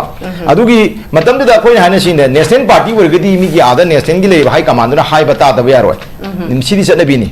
अदुना बु नेशनल पार्टी हाई मी की अखु इमुंग दे लेदी अखु जो हलमन इमाई पान हाई बता बनेबा याथंग इन बता बने मदु डिसिप्लिन नेबा अदुगा मणिपुरी कोइदी यामना थक्सी खसी खंगबा याम थगोलम व्यवहार खंबा याम फजबनेबा अदुना आइना हे हाजिब जी सी याम फैयबा जी दी हाइगदमने मीना हाइबा जी दु पॉजिटिव ओरगा फजना नुलुगा फजना हारेगा अखोइ अपाम मायोंदुदा आदिगे अंगम बजिंगदो सेंटर दे अंगम बजिंगदो अखोइ अपाम माइकैदे पोरो हाइबनेबा होयाना मोइन हाइबदा चबनदबा जी हाइ चबदा जी सार कोइ तौजगे सार समाइ पामजे सी जार जी याबिगदा सी दम तौबेदी जी तौबेदी फगदरा हाइबगी पोसे जी दे माइ सुम चबीगोगा अखोइ माइकैदुदा पुबिरो हाइबनेबा अदुं ngam लैनी खरं ngमदबा अदुम हाइबदी नेशनल पार्टी मैम जे को अदो जी सिना सुम हेंजंगी मी ने सुम नमजनबगी जी दुदि नतबा अखोइ जी दी हाइदी आरो दी याम थगोलम व्यवहार दिनेबा सिना तरगा सिगी व्यवहार ना मी बो अखोइ सिजनबदो सिगी सिनब ngमनब होनबिरो हाइबनेबा अदुना मिङोद अखोइना सु याम लाना हारु जापोदी अखोइना तौदन यंगदो मैम जम तौद्रियबा आदा सेंटर की लीडर फजन कन्विंस तौबा मतम मम चंगेबा कन्विंस तौबा मतम मम कन्विंस तौनो होनगदमनेबा यार हाद हाइरखी मतम सिदा अखोई हानगी चीफ मिनिस्टर कांग्रेस की ओक्रमी बोबिन विंग मोदसु आदगी अकल अकन मैम हाइरे मणिपुर की इशूदा स्पेसिफिक पॉइंट पंजर को ngachai अखोई पॉलिटिकल बायस ले माने अखोई मरक लेमिने को मधु माने जी हाइरगा माने अदु तौदन होनगी मधु माने यागिदगा मणिपुर मैम की इंटरेस्ट साफ तौगिएबा मी की इंटरेस्ट सोंगब थबक तौगिदेबा खरा अदुगा हजिकदा लेसिना आदगी हाइरपदो जी हाइरगा मधुदी नुंगारो मणिपुर समाइ समाइ ले प्रजा मैम समाइ तौरी इवन अखोई युमबौदा प्रजा की सेंटिमेंट से योदे युम थुगाइबा मई चाबै थौदो थोखरे युम मई थाबगी अदगिदी थुगाइबगी सेंटिमेंट योगो मीदुना कराइदा बोट नमकदोइनो वानी सिंपल लॉजिक ने से याम सांगने नुगाइतेबा हाइदि मी सी युम मई थाबा मी हानबा सुनबा चेपल वांग काखल चोंखतन क मई थाबी केनो फीलिंग लेदना अदुगी थबक तौरो कांबुदना कराइदा बोट नमकदोइनोबा सिगी अदुगी फीलिंग अदुदि मोन अदुगी तांकक्तु योरगा स्वाई योनगरे मी की पीपल की टेम्परामेंट सी योनरे सेंटिमेंट सी योनरे सार अदुना समाइ तौना जी सी यारगदी समाइ तौबिरो हाइदना फजना हाइकांदा आदगी वोलहल कांदा मणिपुर पीस लाखना होना बुदुने मथोक एजेंडा होइदु जे बोर्ड की एजेंडा होइबजे सेमतोप यारी होजि सुंगा याद्रबा लेना चुकलोइ लोइग्रबने हाइदा दु मोइना लाइबक यंगन सुमदोन होना दामिनबा सिदिन खरा थामि लाजंगदी याररोय फोर स्टेज कैंसर की फोर स्टेज वर्ग हिदाक चंगरुद मतम बेरोनेबा अखोइ हाइदि नोइ अदुम सिगो मुखो हाइबनते नोइ अपने सेमदो पेग लेबाक च कलागा को आई महाभारत की रामायण दगी रत्नाकर दगी वाल्मीकि वलक लेदना खुदम जे अदुम अतोप लेबाक की बिजरे कोइ कसु मयाम नसु वारोबिनको वाल्मीकि दगी रत्नाकर ओनबे महुदने रत्नाकर दगी वाल्मीकि वलो हाइबनेबा अदु सुमाइ तो मोइ म्याम सिदगी फना म्याम सखरगा सुम सोइजलबगी सुम तौबई पोलम लापोसे असिगी गनो दुनिदा हुजिक लाइबा फिबम जिंजे अदुदना एजेंडा सि अखोइन हाइदि सिंदा Uji kabiyo, aku di buat kabiyo hai bener apa? Kabi kan hai berarti kabiyo buat pambajing buat kabiyo. Tahu tu buat kabiyo perja busu nungai hello apa? Perja ki apa tahu nak hai bener terus. Macam tu, mudi am sambung kau nak kita, mudi am na moral responsibility tu jatuh em nanti apa? CSO di kemter di perja ki sebab tu tolong pembati pension pangtung nanti apa? Mudi uji lupa lah ni makai pangdoram ni, pangapa ni? Maupun jijuba pension jatuh ni apa? Ko si migi kenogi integrity sopa sokta ba habena tongan ba phom bole ni moidi among da haigi di akoi gi kana gumbai MLA sing kai sing mogi privilege soi itik soega di habi rakani ko ilana jo khanbi gano mayam nei na bagi part am khanbi ho ba no pi hum du lo jo hum du gi ja ko na ba moidi pension thamma mane ba paisa thamma mane ba ko adu da ismana moidi pension phang do huji da lai kan pa na thabak tau do ba ngang gi pension phang do na tram ne ba तो आदुदी मोइदे पीरिबा केनोसी प्रजा चिंगसिना मोइदे पीरिबा खुदोंग चाबसी मसीगी तोबिमन Moina जु खंग तोबिगदमनेबा मोइन अखोइना तौदोइ थबकसी अखोइदी चिंग चिनी येमदि यौखलरोइ इलम खोंगम तेमबसु department ma'am दैजि बसी सेंगु फजना हाइगा फजना मोइ येंगजलगा फजना तौ हाइबदुदने मोइ हाइदोइसे तौदगदि अखोइ लेरिको हाइबसि हाइबि तांगकदो लेगे मोइना लोइ तौखलकबै फियमजेको खरा लेदि अखोइगी गवर्नमेंटगी एम्प्लॉयीसिंग गी तोलो का मोइ पुल पाइबि बेंग मोइ मयुमद येनरदो मालेबा आई सुम खंजरिनिको पगौ तौरे ऑल एज पेंशन का येनबगा यौनब्रा गम तौवे मोइ सुम तौदा याम कन्नदि मनुंग अखोइजु कनो तौदेको सुम हाइनबदुनिको सुम करोम तौखनरेबा पोचे रांतीसी कमाइ तौगे द मियामना याम पामदबा फजबा रांतीसी लेबाक सेपिबनि लेबाक की अखोइगी मियाम की गिनोगी आसाम याम की तुंगना फमनेबा मसिदा वाखल सागर मी मसिन हिंदोरिनेबा अदु तौरगा मोइदि कराइदि मोइना लोइन पाइसिनरकपा सिगी थबक खुदिंगमक्ता मोइ मखा यौखलेबा लेबाक कनबै वासि कावरे सुम तौगदबना अखोइगी पेंगुइन लबु चेकसे हाना पाइंगममेबा सुम तनबदगी सुम तौगदबे ममैदा पाइंगमगिदेबा सुमाइना अखोइगी ऑनरेबल एमएलए से अयामबना लोइनमक्ति नजदेको अयामबना सुम लेबाकी तौगदबनी अखोइ लेबाकी वाफम जाखो थोरांगसी तौगदबनी हाइबे वासिन कावरा केंद्रगी अदुगी XYZ की पोलिंग नंबर अदुगी तौबा इरम खोंग सेंबा अदुगी युम नोंग युबा युदबा अना ये हंगबा चतबा अदुआइदा सुम लेग्रेबा तौ अदुसु तौबियो इरेपाक इरमदम जिना कयाम याम सोकेले कयाम तौरे कना ना इरेपाक थुगाइना भोनरी करा यौना लेना आजि योखेले कोइना कमाइ कन्नी कना कंदो एमएलए माइ केंद्रगी लेनगी दि कना कंदोइबा चिंगनोमदगी थुगाइ पांबा कामबु खरसिना सुम थुगाइरादि सुम थुगाइ मोइदि केंद्र नतिनि तापाकी एमएलए निफुजिगी केंद्र बंगतेबा चिंग थुगाइरगे हाइजे अदुदि मोइ केंद्र निफुजु नाक लेखराबा अदि चिंगनोमदगी सोंदगी लाइबा चुचांपु मैकेलुमदगी लाइबा बरमारोमदि सुम चंगलगा केंद्र तरा हाना लौखलकपा कोन मतंग लौखनरबा खोनक दाजि कनाना नाक तोरिगे मोइदि अखोइदि सिदा चिनी येला लोरे चेंग येला लोरे अदि स्वाइगी इरम खों जेसीबी पुथो तिंगा लोरे अदुगा खरा हमना सोशल मीडिया दा याम फैया थागला लोरे हाबि फापदा लेनरगदि अदुदि कमाइ तौने अदुना अखोइना हाइदि मोइना हुजिकदगी ngang बाहुबिरोबा 2027 की दा करी दा एजेंडा वर्गा बोचे थिंगना करी हाबि दोरिगेबा पैसा पीनी नमफु दौनी लाइसेंस गन मैम पेंशननी पाइनी खोनी हाबे तौबदो नमफु मालहनबिगा हाइजिन बिगिनदि यारोय मालहनबिगा हाइजिन बिगिनि हुजि कांबु हमना तौदोइसे हुजि अकंगबा अखोइगी पॉलिटिकल पार्टी अमा हाइदा माइ टीम ममदि मालहनबिगा हाइजिन बिगा कदेबि स्कोर पिसलकनी मोय फाइरिंग टूरिंग तोबा अखोइगी कैंडिडेट काहुदबा ममांगदा काहुदबा खोदबा को खेदा मोइगी नेबु वॉल्यूम ने हादि मोइगी नेबु फमखरबु चौरी की स्कोर के पिसन दोइनी कदेबि कदम मालहनबिगा वेदो मालहनबी अदि मालहनबी है दुनी स्कोर का पीरे चलदी इफोबि संबा हॉस्पिटल दा चटपगा सि खर लेमिदना कनानो कइनो गा हंगुया पोते स्कोर का पीरे दि गाड़ी हिंग तो मदि मानम खर मु हेन मालहलानी असेंग बि स्कोर इन बेया मी दुने खर मादि असेंग बनिना खरबु मालहला ओइबको जमरक थना मु हौजिक से कोइना सुम ताजबदको थबक हापीनी ना पैसा से लौसनग्रबा थबक सो हापी दब लौसिंग लो योनथोका अदुगा पैसासी थौरगसु पिबिद्रबा अदुगुंबा मीसे हदकसु दुंबो लेतुइ तौरी बोजा माने थबक की पैसा लौबसे ख्वाइदगी नुंगाइबा पैसा फुलौनेबा आइदि सेंदोइ फुलौको हंदो थबक ओइद्रगसु ने थबक से ओइरगना फरे ओइद्रगसु हंदो मतंद सेंदोइ फुलौएबा पैसासे मचिन मति सिंबे यानी अदगी माना मंगोंदा पैसा पिरेबि मिदना मंगोंदगी थौबो लापो मतमदा नीबे ओइन लाक्तोइनी आई अंगांग नारी पैसा दु केदा हंदो पियु पैसा मचिन जुन तोबा यानी थबक लौबगी पैसा लौसन बसे मसिमुक नुंगाइबा लेतेबा पैसा आई हाइजे जम गजन जनजगेदि कइनो कांदा माजे पैसा जे हंतोबो मतमदा सेंदोइ फुलोइको अतोबदि पैसा पुदि सेंदोइ तिंगनेबा अदि पैसा जी मचिन सिंपी हंतोबा यानी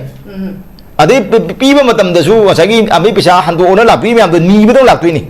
आई पैसा दो थबक हापने हापी ने नंग लौरगा हापना दे कदि पीदनो सत हंद्रोगा नंफु आपो तरोएबा ai isa na re isa lo hong do re ai smai smai problem le re paisa ke dang han tok pi ga ni bu dong lak toi ne ba ko ma da mana ga powering sarang su han tok toi ne ba sumai to le aduna bot ki paisa pichen ba da mayam ne dai ba api ba su la li adu bu su la le na si anima hayati api ba di am la le hay yor wi amma khadang da hay ga dam ne ba amma khadang da koi gi decision pi da decision ni pi ya de ba tomba fabra phata ba tomba phai am su phati hay kari kar mai lok doi no ba decision am adu lo bu kambu che ma di power le ba pi ba kambu du di ma gi nam phu du da thu ba ne ba ai na ken ge ken ba na te malang ba mai som na kam ma ne ni sai am le bi do adu na tro ma di ka chu pa no mi ala poro na to di hapro nang tu ge ra le jo ge ra nang thabak chen to ning tra ngang do masid angang do hai ni sonda ma di lo yon ber na to pa le te ma cha ko ni na ta ga thabak to ning ba ko ni na to ru ba ne ba adu moi na paisa du moi na nam na mai ya ka khat na mai lo de gi si to da thum pa hajin bi ja sai gi hajin bi to khilak ba malan bi ka myam sin to khilak ba mi su ngam jade ba ason bi ngam jade khoi yokup na magnet ta yuat ta yuat cha bi da pashin ba do adu mai to je ba yokup ki mara lai te ba ozada aina ne amuk laksani wa pham singa hariba candidate sing si thabak ki paisa pi gre handok pi da na lai re hojik se miyam ji wana re adugumba candidate se hojik su election je lep to ye dum honari adu betar ga di laiba kendra sing sina hariba candidate si ma se sigum ba ma gi mathakta mayam ma lai re hai tar ga di akoina ai gi ac da lai riba khoi gi intending candidate hai tare lepakador be candidate sing sida yamna chuba haibidi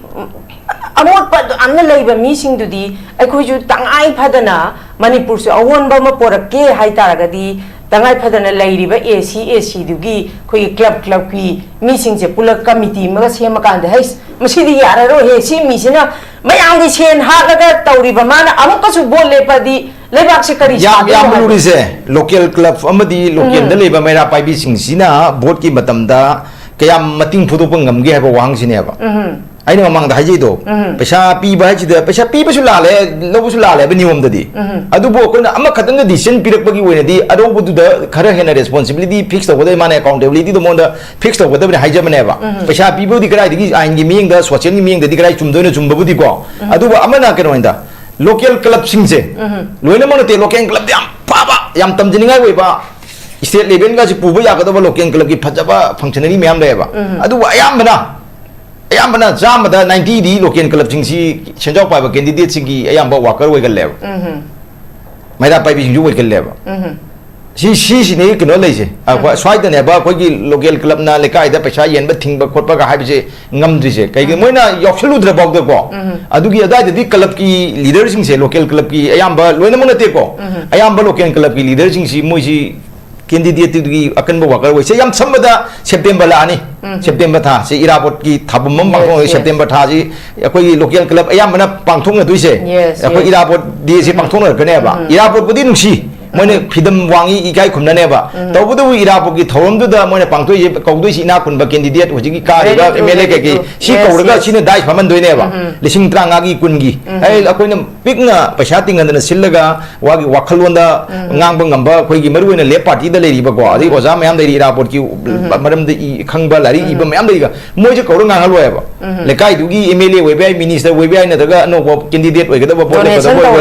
tawam na ba madu da la isine ba adu kala no moi kaudoi se local club ne man di rapot di sindu si local club na ayam ba sinbi doi ne ba moi na taw da chaw khoi seding angang gi sedin na ba ade angang gi khoi miyam da kai gi ngang ba sakpa man ba khop gi yam na mayam hapani ko phaja phaja bi yam yaw ne ba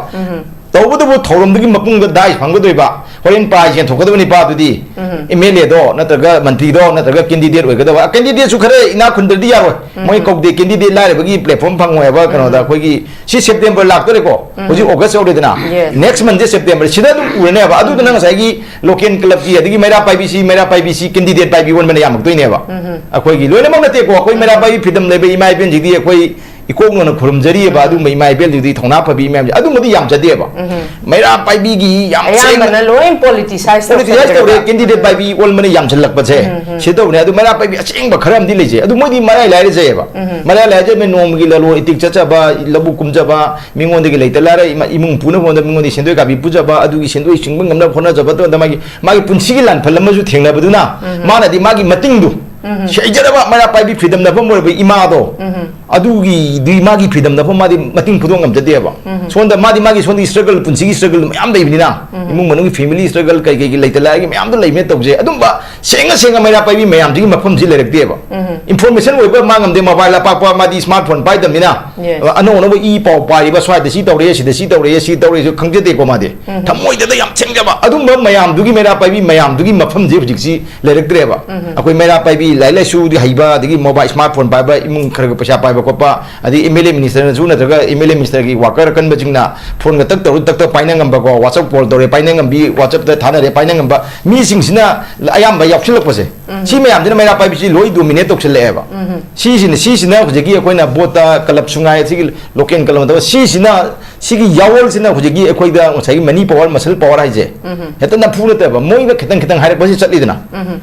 ngasai mani power masan power je moina kari ojo ithu phangi phangdi aduna koina aduna migi area ne ko yam haijara roi ko adu ngasai gi leite lai thi bai mai bin di leba ke chum thokchine khodoksine akoi to gumjin habi nangjede madi larun chacharu duini low kumjar duini halaga imung da war mi mi begi ni ne ko potha jaba sisine ba aduna koina pil tok je ningi di sinda local club ta lei ba se adigi local gi leiba mera pai bi dari ba yam loina mona se de ko masi sing sina koi gi kinditi gi phiran je ke pada thawai yam jakholak ba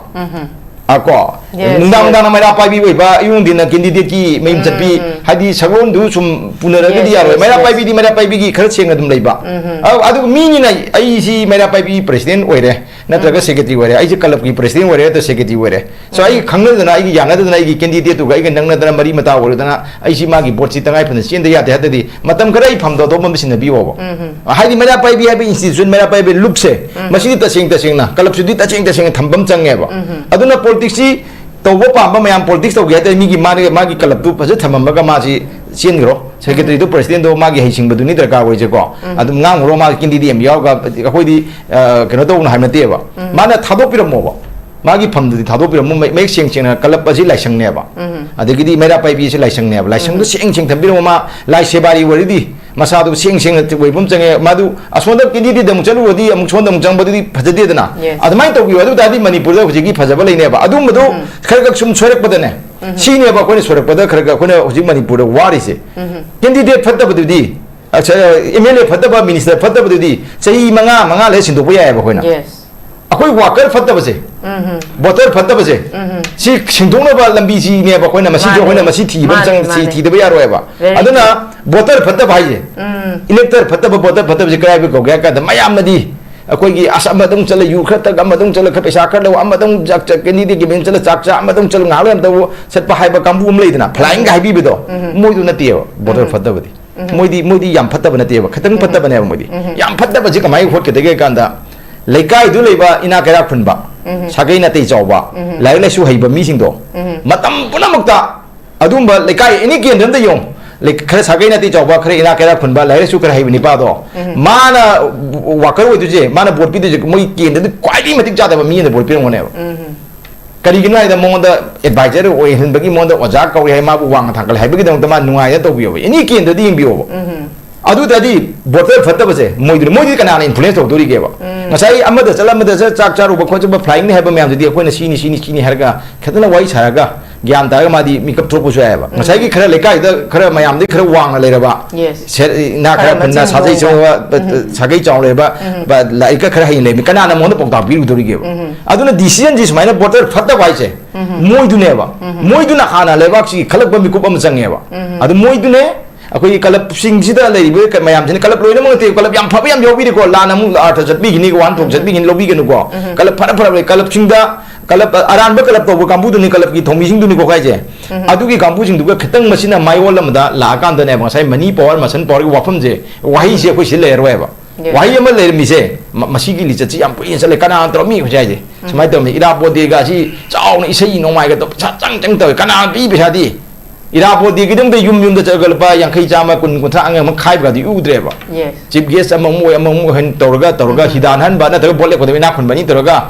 ani du gi ma ba ni khara tong ga ma ba ni khayam pang na han ba gi pot bi adu da chatharak ba do adu du na nga sa gi akoi gi ira po ti sum ningjing ga ira po na pa ma thabak de am tong da ba gi pot am de lang ari se adu ne ji akoi na haje adu na 2027 gi election gi kan ga si agenda ga se agenda ji hu ji ga in hai do yam cham ba de ne hai ji da chep manipur ga no shape manipur ga ani gi kino amadi oine huji bogi di oiri ko masida di praja jingna kamai to shape manipur pambra no shape manipur pambra habje masida khalaga koina thabak dawum changi ada party tu di mai magi ne regional party chu dum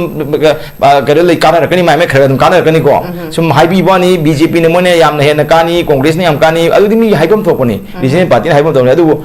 party am tana huji bogi train se di absolute majority de wing nam dong man de ba coalition go me lak dong ma le ba ini party ne semba da india block na wbi india ne wbi ko haidi block ni sini di tong rak to sidi last ta haidi mai team sem der khine ba ba BJP ya ju moi masing sudra ga di moi ju team bam semak to ne ba congress ki ju mapung wei ba political party moi no ju moi na moi mathan na akoi gi keno ji absolute majority wei bang ngam dra di moi ju team bam semak to ne ba tim chena pada regional party sing jina karon da BJP di yaw gi bi ai na da congress on di yaw bi adu di ko na gi lak da po ne ba aduna amma bo re mo du khar di kana ra kana ba aduna sina khara yam ka ba khaya major political party ani sidi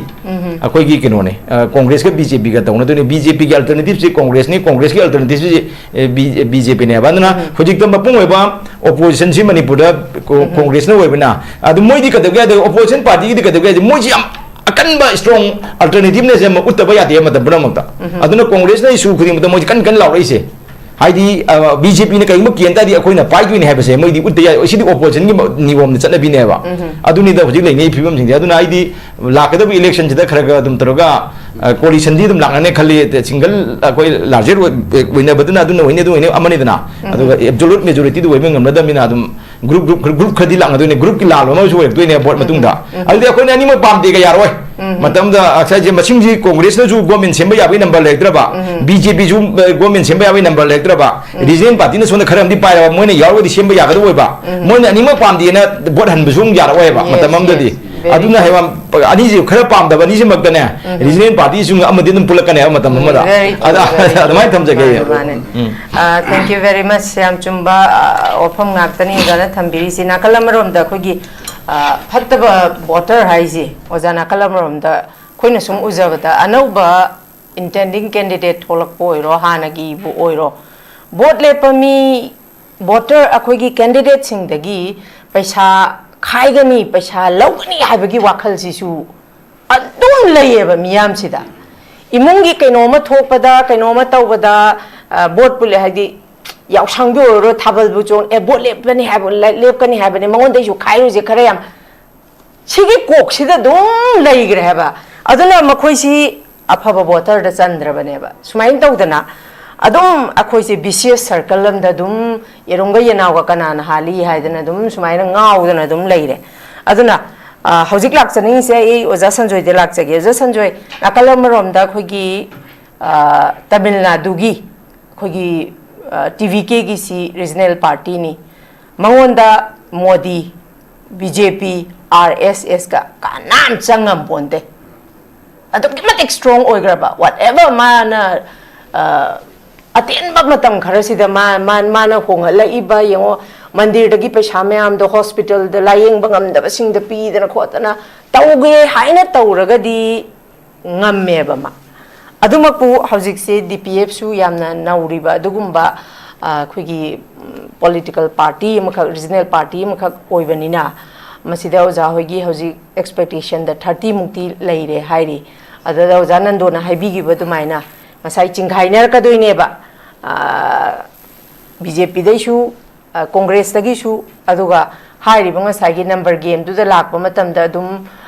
oza hogi shu akaba khara do dum congress ta natraga BJP da di dum yawi doine ba adugi matam du da kamain lakadagi haba matam da party ke ideology congress ki shu lai BJP ki shu lai adumaina tawdana makhoi gi di ji haiba ji dum mak laibanina फनेयामना खोगी regional party की माइकई दगी agenda फजा फजा बंग साइ कुंथ्रा पुखलगा सु मसागी खोगी high command की अमदी लाइरी बनिना अदुगी मतम दुदा दुम संगनिंग the सनिंग the चानिंग the my हाइदना लैमांग यावे हाइबगी फिबम अमखक अदुगी पोफम अमसु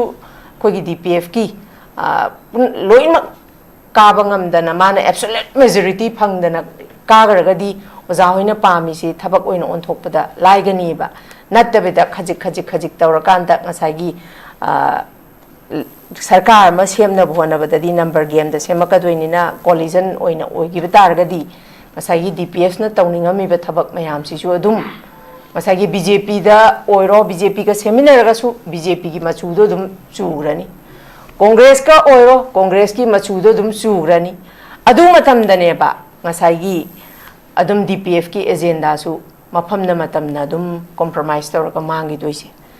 aduga amuk regional party na kaba matam da parliament ta wangang bagi matam phangoi ka habasi su miyam na su dum hainai aduna sumaina phanayam na tawning ba leiraga su absolute majority phangdragadi oja agenda phanayam phajab bukhalaga su number game nina thabak oina onthokpase adumak lubanina oja machu sangi gadra haibagi akiba su dumak lei oja kari kamai thamini Madam gi pakhum da pidringai da imamang da afong krasam phongtok yani sake yani akoina akogi Manipur society haja batare Manipur gi people sina akogi India gi fivanung da pulai je khoi saranga sei hundra mu sure ko sei hundra ka taru musida akoina pulaga India gi lariba akogi constitution haja batare India gi fivanung ga lakpa sida akogi national party sing ayam baleng se paraga lai lai national party sing gi manung do Congress amadi BJP ne ado Congress amadi BJP miyam da mainare they are all already tested and high record haidi makhoi already tested ba miyam na loi test tawro kai party ngak to ne na aduga ngasai gi khoi habi gri ba khoi gi Manipur da huji huji khoi ngasi gi mirona mayok na ribi issues problems ko khoi gi misi mina gi miha mipun gi every kind of the angle da khoi yung matam da khoi ji mioi ba mana khoi nungai ni hingbai ju di oi dre ba ko yang wana awa fiwa ma da mi ma no mo khoi hing ga lai re ba khoi Manipur gi people mayam se ana masi gi lai bi issues mayam problem mayam masi gi lai mi ba kai no si gi khudol sing je kana na piram ge ba ai atopa political party sing da blame bi tawjening de adu si miya no le khangar ba ngak to ne ba ana sidai sida nga ki ko matam du gi yana ba chasen na ba oita pa da ba ngang ba miyam da mong manhan ba ko politics ai di oida khra su ngang da ngi phatta khra su taw da ngi manhan khra su taw da ngi ga na hai ba thai gi yan outdated oi ba traditional oi ba haja ba tare sum channa ga la bina sumba mayam je sum taw ga la e ba adu sumba mayam je hoi gi miyam tha jadre ba adigi after all makhoi miyam je kam party no haraga di national parties ne ba hojik hanjan hanjan hainai sim miyam na haidi center gi direction makha da makhoi gi makha da leita ba ya da moina sida phana yam na regional gi su pukhat kani haraga su nga ya wai da poram khami ba adumba party miyam na dominate tawraga akhoi Manipur ji lun tawraga lai ram ba sahi sang ba sahi miyam se adugi khudon ne ba khoi ngasi mayok lei ba khoi issue mayam problem mayam se adu yam sandok na haiudraga su ngasi gi lei ba khoi miron sina miyam loi khangra wa phonga kani ba aduna akhoi handaki la kadoriba general assembly election jidadi akhoi gi DPF na akhoi gi regional political party local party amoina Manipur gi lehau da sengkat charakpa miyam gi hun khangna sengkat charai ba sumba regional political party china soira mu ki akhoi gi absolute majority phangaga akhoi saka sengni haibasini ba akhoi gi propaganda khara haitare ko electronic print media da social media da propaganda khara tawga Congress BJP uhalaga miyam sida makhoi na kok sana bam yauri ba sigi je akhoi na grassroots level da kumda jama tam da sunga yadre ba ngaki khoi social media da miyam da thakana laga khoi gi propaganda khara santoga Congress BJP na taw do hoji adugi matam oidri haitare miyam ju loi wakhan tare singge khange awa mayam ayong nare ada masi makhata na khoi sum mayam je khoi thengadana ba haitare khoi tumgi horoi ba isa isu singi Manipur miyam gi masi ga khoi gi Manipur ira ba rang dam ji khalaga di khoi gi Manipur gi lebak lehau da sengga sarakpa miyam gi hun khang semjari ba sum regional political party DPF ku masida soina support to girakani khoi absolute majority phangani habi gi thaja ba khoi chena le jai haitare aduga medang gi wahang da khoi gi politics na tambangan din na bargain ni by chance khoi na absolute majority phangdana khoi gi single largest majority bo phanga yam phare ko natragana akhoi gi party si kara matung da akhoi gi number si yaudragadi saka si mangam da bi phon la gadi akhoi na thaja ba si akhoi gi common minimum program akhoi gi ngasai 30 points program akhoi gi manifesto gi thamjagi ba do adagi maroi ba akhoi na poi manga ma tara ma for the welfare of the people of this state haja ba tare ko sigi akhoi gi keno khanjara kan da akhoi gi common minimum program da semina ba yar ga samina ba yar ga di adugi principal da akhoi tawjegi habigi wakhalon adu ndi lai je mina okay yam nungai je haidi miyam na su hojik se khoi gi awon ba malak pasine oza sanjoy yam pam li se even na khoi gi handak CJP gi protest da hongnaru ba nai da na ko awon ba ma porakadra haibagi haidi even akoi Bangladesh ta Nepal da thokiba regime change tawagi phibam do lakadra haibagi hakta satra ji hauna banai dana CJP gi protest da lakibanina Dharmendra Pradhan du madu resign tawroina tawrambado dum tawki adumapu CJP gi tawgiba protest tumak Manipur su madugi protest to tawba yaroi hainingai di leiteba madu tawba habase khoi yam unity oiba ma mathau tai duga tasengna Manipur se si yona sa abasida aikhoina isa isa gi khudong chaba cheng yen bagi member chini yen bagi member adagi job card ki member adu yada gi sum adum bagi khudong chaba mayam du khara laudana dum leiragadi hairiba akhoi phanayamna khoina awon ba ma puninge hairagasu oza sanjoy porak pangamoy hairiba aduna ngasagi oza nando na su haijaba khoisi ngasagi voter dusu voter sina sum adum seng dragadi election matam da khoi vote ki paisa yen base dum magi di mana paibani se oza nando khoi dum udro ai di pirakrimai manak sa lu lawso na tongnai si yam phong na tongna rabo wa phamang phakne ba aduna masi awon ba ma porak pai si na kalamarom da miyam na sudum pami regional party ma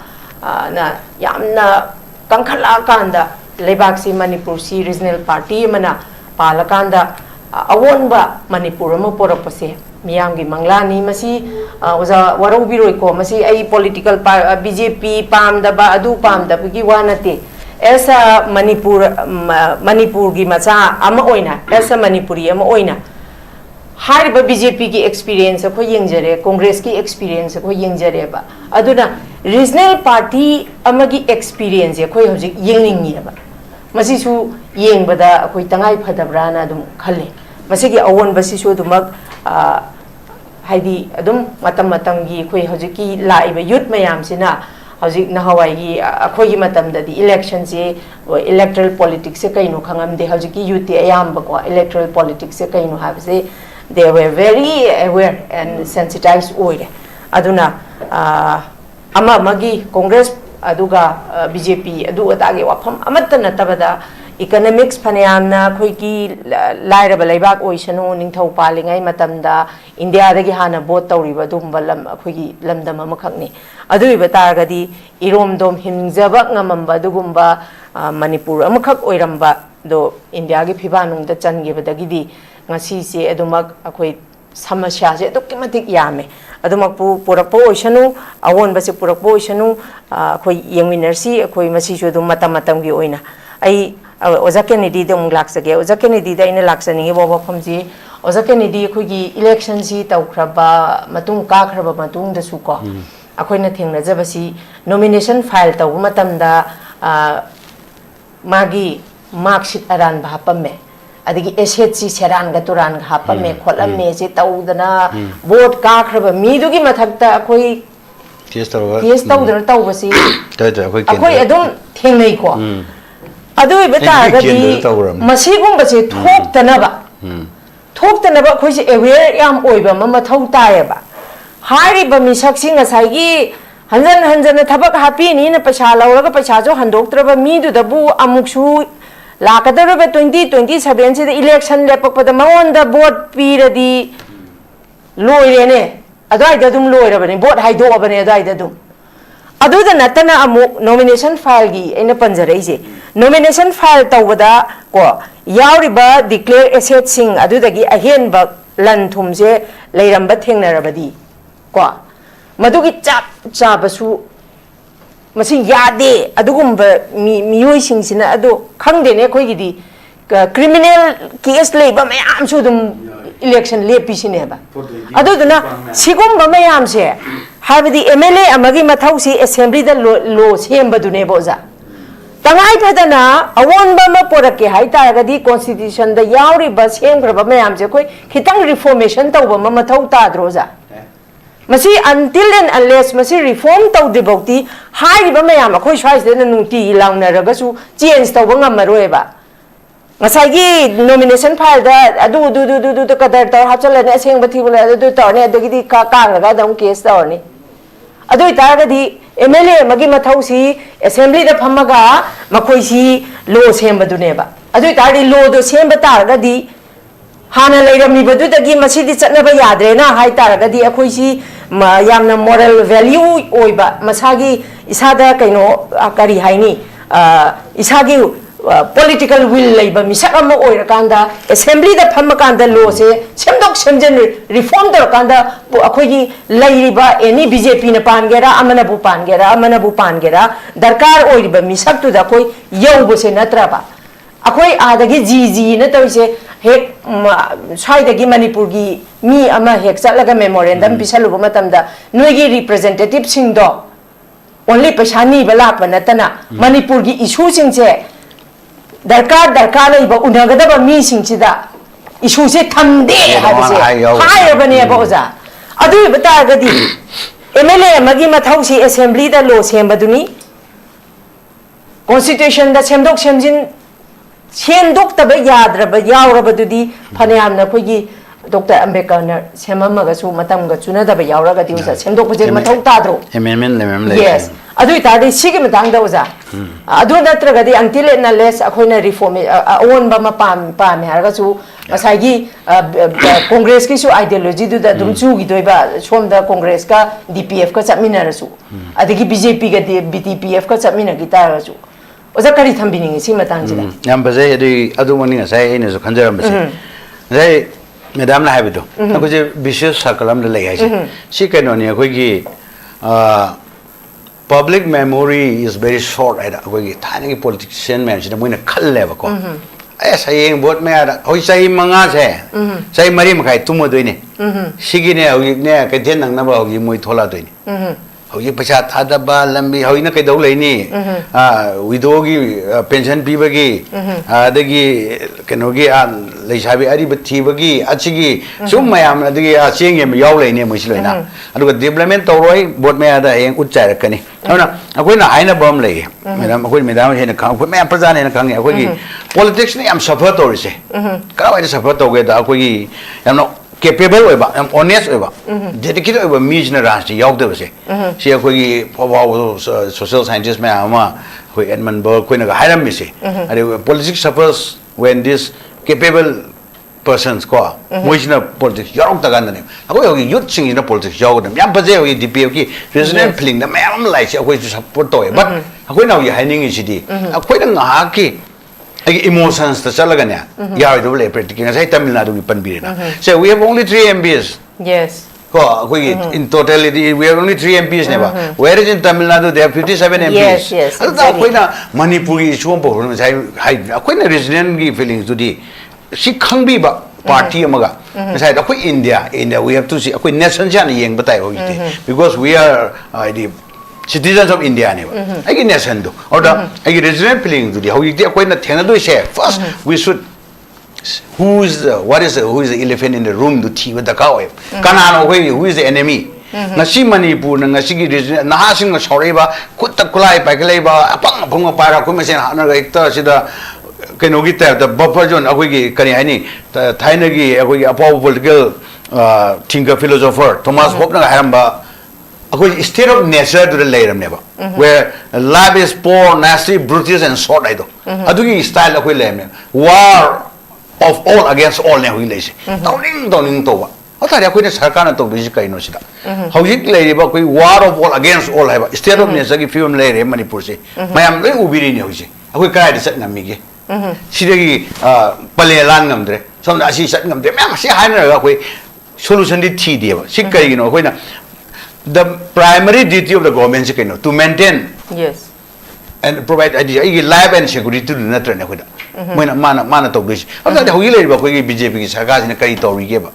ai pura khoi gi life se khoi kari hani moi gi magi BJP da support hogi se let's see the magi minister gi keno se ministry expand to ngam de yes khoi mani bu jibu moi gi after keno da khoi ngan mi mantri train thui le do ni hare adu bo ra khoi na hai bang ngam da na khoi jibu pangya ya ba dong na ban mi ya na si praja na loi kha ka ne ba ona khoi main enemy je thi do se BJP ne ai nga sai resident party da khoi hai ji hanakti the only alternative only force to fight with BJP say Congress party in OA India gi se we are sort of two party system la me either India bloc or India bloc lai se si two party system we can slang matam jida na si lai ba ko noi ta mayam se ko khae na pa ngasai best among the equals ai ga sabina ya do tira kanda BJP Congress BJP na ko na fight to he ta di lai bi regional party jana ki dia ko di Congress party siga ko pulla ga ne amtang BJP se Manipur gi maru pupum ta ka maram di ngasai ko na sida ojana no ju pambi gi do good voter bad voter ai lai se hoi ne ta era bo Manipur bole bra ka doro the shi ko se ko ne ta era bo pot ka ga doro why adu ta ko praja si ju ngasai ko na praja ka ta ko na ta na ya do maram di ngasai praja si di ma gi pali sarkar du na praja itself ma gi ko praja si ai gi kana ba thi ba si di human nature ne ai gi no I don't from surprise si di pot di ta me ko economy da you after si gi ko gi me thar ki matung da gi Manipur gi economic situation cry le ge ta ri ko gi Congress party agenda khara tham me ba ko da youth women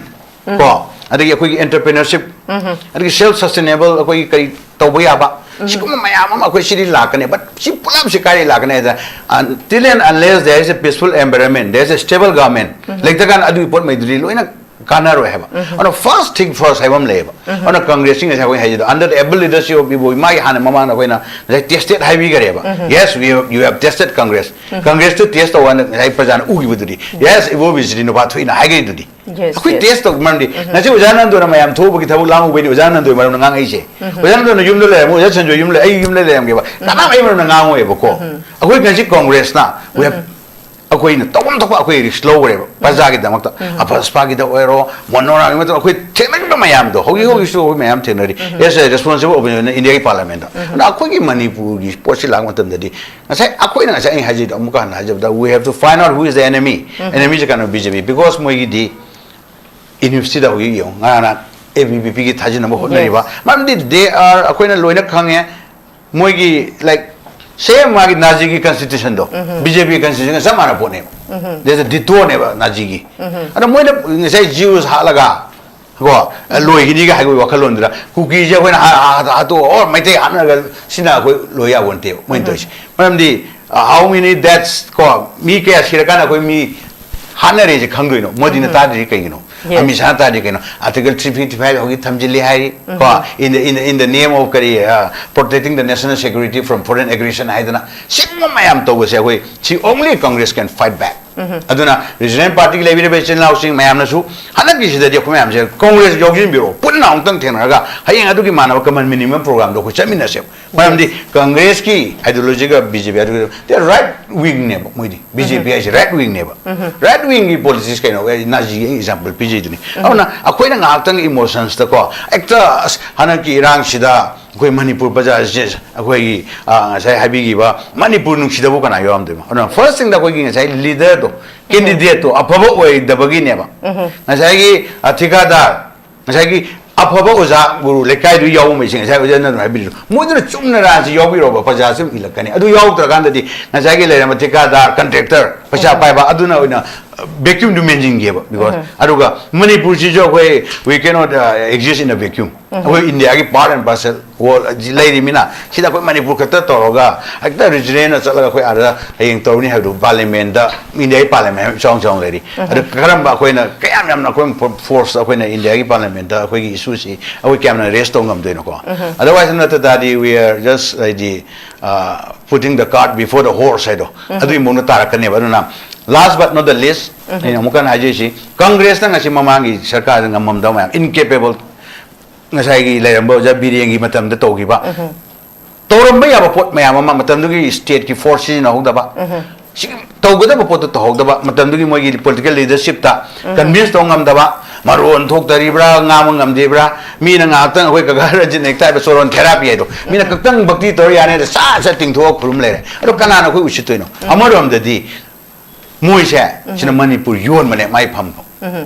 mamang lenga ke hui lai belenga chi yem yu ne ngasi ministry expansion tong ngam de kana mantri MLA maron thokine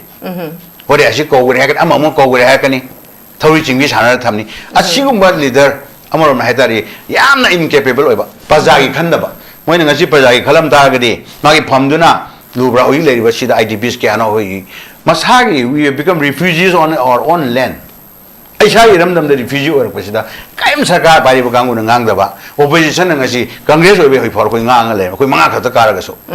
ngasi akoi ngangam da taraba ngasi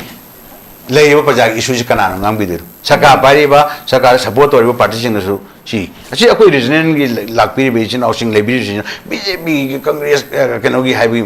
BJP gi ideology kai no congress ideology kai no de kana sabine ya su khalani nge far wing the right wing party gi moi history o jawene hena khangbi ramni Indian history da adagi international ma'am sida moi gi potu khangamin akoina let's find out who is the enemy to name enemy to khangdo matung da sigi matung first moi enemy je akoina fight to war matung dadi hayeng akoina le hori bakhara akoi mana bakhara dudi e shi tok sai matung hayeng ne sengi issue lang matam da we can represent akoina so ala law we because we are national party adi regional party the same party ke sabine ya de le wonti ba jar bu matung no jawe ani om karo adum sami naga doini hedi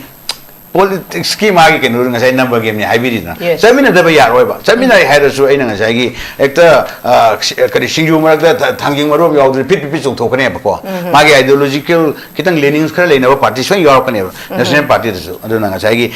Tamil Nadu da TDP na ngangre ga harga hoi Manipur da ngamni haidudi yaroi do ngasi ngasai gi social reality ma political reality ma facts and figures ma ko yeng da ba yaroi na ko na jeni madi Lagado iba 2027 sida Congress ki clear cut agenda ni first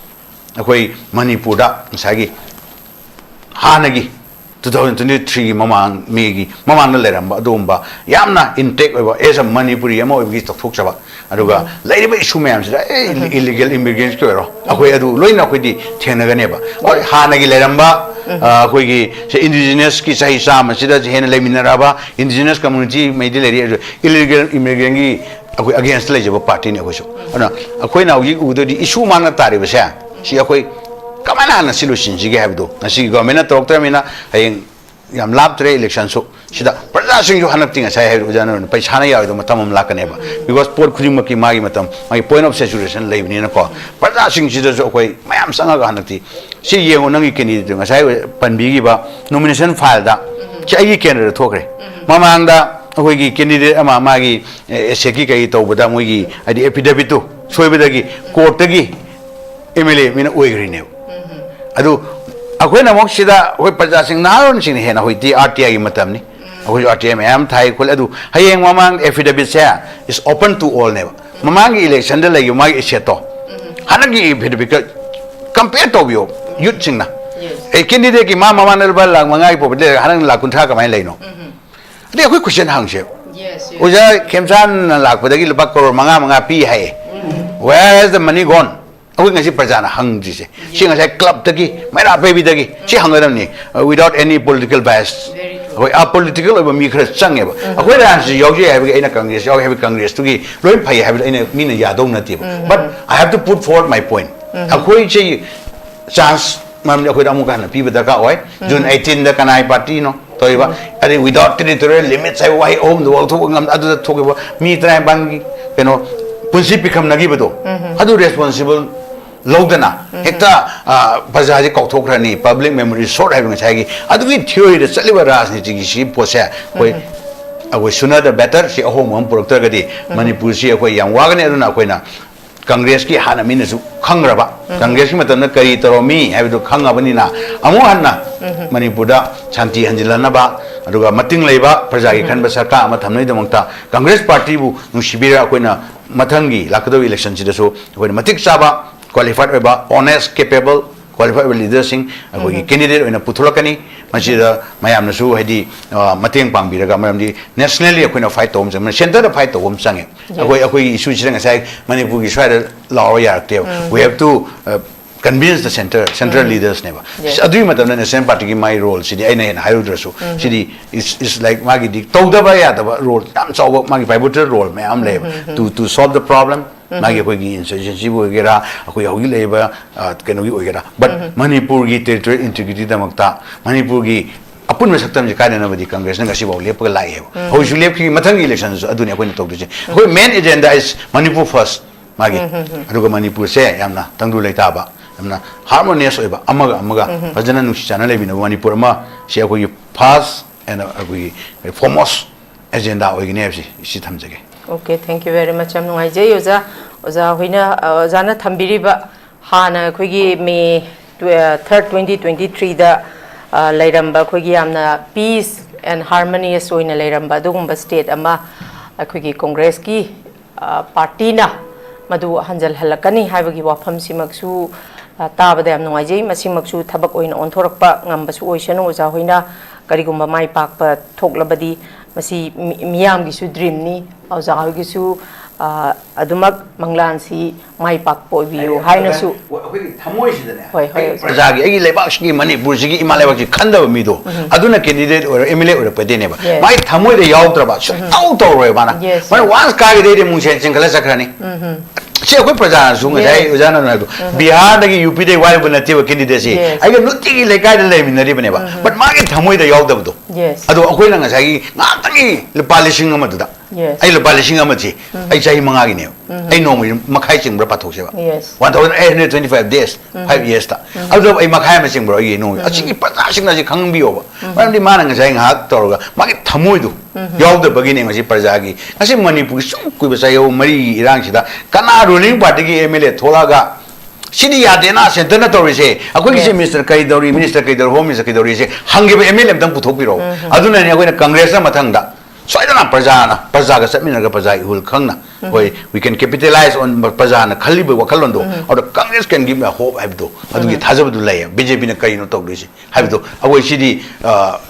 Mayamli Uleme. Adi vividly ura puna hapko ona ne when madam when I say like tamoida but the candidate can be prajana so the party na so munna munna ko han the khala thalo ko ne haisha prajana so adu session PBO ai candidate we have to open our mouth we need to open our mouth otherwise the democracy ni law will tabi ra when to min le kan tabi deba okay adu ki point do ko tamoida yawam sange leba nu shiwa ma patriotism ki feelings ai ne fit to caption me yaro ba adu yaw ta ma mayam we be ni samda jana no DNA test to siga ai ne do ako ju ai di se Manipur ha saw mi jaw kalam ne ho sini lura dro le ba se ari where we are going khali ji kai no ko leader am ora ga se Manipur ha saw ra di adu di adu ma candidate to akoina koi khan ba da ka oidna ai secret beloni udosna te paratam bi wagi matam di is high time yes thank you very much Sham Nungai Jai Oza Nando Lor Kandalak Sagiabra okay I am Nungai Jai Kuigi Oza Kennedy gi Tambiriba Wapom Kuding Makwa Kuigi Northeast Window gi Maike Egi Sagi Maike Degisu Let's Congress Dreams Come True Aduga let's Akuigi Manipur si peace and normalcy se Porakpa Oirasanu have our roles at Tamjage Makatsa Tazaboine Ozanando the Lakjage Ozanando Ngasi Kuigi Manipur the Toiba issue Mayam Sidi Matam Sangna Kuigi Lengak Sing Lengak Pairam Basing Matam da Tauram Gadaba Tabaksi Kala Gazat Kibaduna Ngasi Aroiba Kuigi collective result name Boza Heidi Ana by Shibu Matam ha Gari Shumangai or Zamatamatami servicing Taudradi engine Luidro. Adman Taudan Adugi collective result nebosa. Aduga Nakalamerunda Akogi Zakanedina Tambivada. BJPC Marupanga Mutalas have a wapamam to Tambiri, Congress na paling ay matamgi Congress ki Apabaso Zakanedi Quedum Kangze, Congress Palamba Matamda Hemambas Haramba Quedum Kangi Aduga. BJP gi hawjikse BJP si miyam na sudum kari haini thoi be issue sina kai haini kitang makhoi de trust deficit ama chauna lai adumakpu akhoi gi Prime Minister Narendra Modi si Vishwaguru haidana khangnarini habdi Vishwaguru haise teachers of the world haineba kari gino akanda ma se global diplomacy da dokimati haisingi yoga and culture da yamna support tawi aduga digital and development model da hoi adhar nungdhar ama abi jabi laiba mayam hoi si mandatory oiro pasima aduga adu tana voice of global youth haidana amasu sumain tawdana hairiba khoigi Prime Minister Narendra Modi se Vishwaguru haraga khangnei habadi teachers of the world haidana khangnariba adubu mahak si Mutapa ngambra ngamdabra habadu we have to wait and watch yeng batabani सिगी मतंगदा ngसागी aina laksaningba wafamdi ojanando akhoi lengak si soigare yam soigare still makhata na soiradi pura adum akhoi ji ventilation hapaga ICU da dum leibagi phibam dani lakaduise kam kan chum thokadoino je khangde oja sig matangda oja ge point of view ungtang thamgi yam nuai ri adu khomjading da akhoi sai election gi yam sang khangna re 2027 gi election gi je masi tawgda tawroidra haibam ju leiri bani ko wang namdi mamdi law and order gi situation ani subada sumaina irang leba public na yam sauring da ruling government yam sauring da mogi hana mahok sam lei manipuri ruling na MPC ruling party apai ba government dum kai kai hai wakan da boche tokchal lu re ba khangbam yaw mai tu re ba adai moi lesson lamdi moi soina phangam gane ba ada people sine sauring da antak si adagi matam da lok sabha gi election to matam do mane adagi hujing hena saubi hele ba tension je sum khara adudi khara farakida sum kedang chawba je ta loi ra bane bujik se ad si ma kida moi bot tok chulu gadra ai ba tawga kana gadra ai je kana roi je khalam da ai moi kana ne pam dong wan de ba matam da culture ne manipur gi heta lok sabha ja pai government no kai asa khoi gi MLA asuk lei mantri asuk lei gan taroga heka tikatna boche dok tok chulu ra boche fold du khiji kadang nero margin da gan ta ba heka on top ba phibam ma da si amuk ju thoroi da pone Ajidi kese ruling na MLA asuk leba mantri asuk leba adugo opposition na mi asukak leba da my vote yam gap of difference lega kana gi boga se madagi mo khanga param tamam drai di bochi yam thoidna akhoi gi 2027 gi matam gi khongchata gradually mi gi election commission gi tohom thum matam je maside tohom thu jai di moi tawduna kaino torok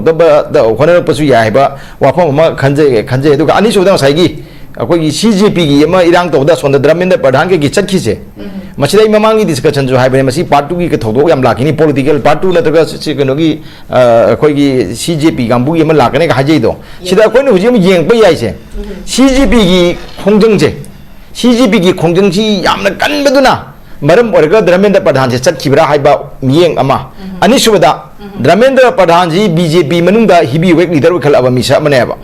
Odisha gi MP seat kun ma thole ba manungda BJP ne kun kari neba ko adu magi ato mafom da ka magi ron yam chawni pam ne ba ma china BJP chida se home minister or pa ya bi film leiba defense minister or pa ya bi film leiba even matam khara prime minister or pa ya bi film leiba chida modi ga misaga gi tongan be agenda amada pelet ka khra kap ka chawl daga akhoi gi ma si lokthok yana ba irang torga tawgibra haiba miyeng amachu jikdi yengba bi yara roya ba political dimension da dramendra pradhan ji moi masen hatna bida lokthok khibra CJP gi ihogduda Cockroach Janata Party gi ihogduna mayam dugi ihogduna kanbadagi chatkibra natraga Modi amadi Amit Shah gi maban ne power mathak isang china paining badagi power lakpa ya ba popular ba BJP gi hibi wek leader jing se masi moi ne loktuna ga inthu gi bra haiba pochi lakna ne aduduna September 5 di moi isu BJP manung da center da kai khar lakpa da haiba mi yeng si jo khoina politically thamba ya ba ko adaga hojik leire ama su leire ga sai gi Manipur da dum grato regional party national party hoi national party ga regional party ga mapang kan mudi national party ni hela dam ni di universal truth ne ba but regional feeling si India da su am laina da India gi state am pai ba mayam tu lei ko even MPP Manipur da hum lak pai gram ni moi sarkar se ko Manipur state congress party si 97 de na 2001 bod pai ko adum si di dum lei adu khara chawba ipak ama lana bhom da di hi de gi di jahaz na phani haina bagi amani da regional da party ju akoi pikre chawra khire akoi su regional feeling da legi yagre yaro akoi haibam to bodu ining tamna haijarani tage daro haibagi wapam mamam ju mayam se loi mai magi motin pinar kane ba ada khojikta saigi hangbi gi ba point do maru ba point dum da hanbiro phai maru da ya da khumba gi matam ji adamne Manipur gi hojik leiri ba leina se matam gi palam ba leingak tuna matam gi oina haibadi tawgada thabak thauram sing do tawram dabadagi hojik phangi ba se aroi ba collective result ne mane adi su me aside khumjage matam ji yadra me adu nei wang yam point do akoi kena tawjarage ba matam gi pa government ase mayam na thwai to government na he excuse lo bom le ba pali government na government di chama phaba to godam ne ba maram di ma di phatta ba tawna bi area am trete ba se lupa cham bi ga cham gi thabak to hai ba ne ba madu nang tawna bi dam nang tolop singi phange nangi oije ba thadu nga pire nangi adu allowance adu pi nangi kendra chat bagi thau petrol liter lising ma adu cham pi ni chani pi ni adu leidna mi niom tham gram ne ba nang idi government gi lai ba chakput thorang gi government gi thorang ma khalai pisa sing je thadai pisa chum chum thadau hai bane ba aduna moi di cham da moi na praja government pai ba company he hai ba akoi na cham da 70% 80% afaba thabak do di karam sing da bi di asoi ba 10% 20% to bodana mayam na thin thin ngang hai je ya di ba si kino chana ba ya ba pakhum na te ba government di cham da cham ba phaba do bodam ne ba mayam di kaina sidi parekha tha ba nga am gi kino na te ba akoi student ma gi machat na te ma di cham da cham tong na bi lupa cham bi da cham dun da na chalu jo hai ga cham dun na la chan bi re ma lo re ba ma da ari ma pa ka da bi pam de no ma gi nang chan mi thabak to gi oja da angang like ta bi to lo pi se sum bane bengi staff sing da nang gi mi gi thabak to bi gi mai to lo pi di na mi thamak bo paisa ma sum lo bra ne bengi staff to lo bra ba moi MLA sing ji su bengi staff sing do bengi thabak to mi jing gu mane ba paisa myam bengi staff sing da lai paisa myam do paisa do mo do loi lai mi ne samna da moi paisa do moi lokchin bra ba adumai bengi staff sing duna mamang da lai ba paisa myam do am ta lokchin di magi bengi staff sing duna ka dai magi paisa ma won mai to lop tu da ne ma mantri to lop tu ne ma log je likewise MLA sing akoi government pai se moi da lai paisa myam ju moi paisa na te ba praja myam gi paisa ne ba mi gi paisa ne ba moi halam na pirak ba paisa te moi halam na thambiram ba paisa na te ba adu tari lai paisa do thamba cha ga dong tro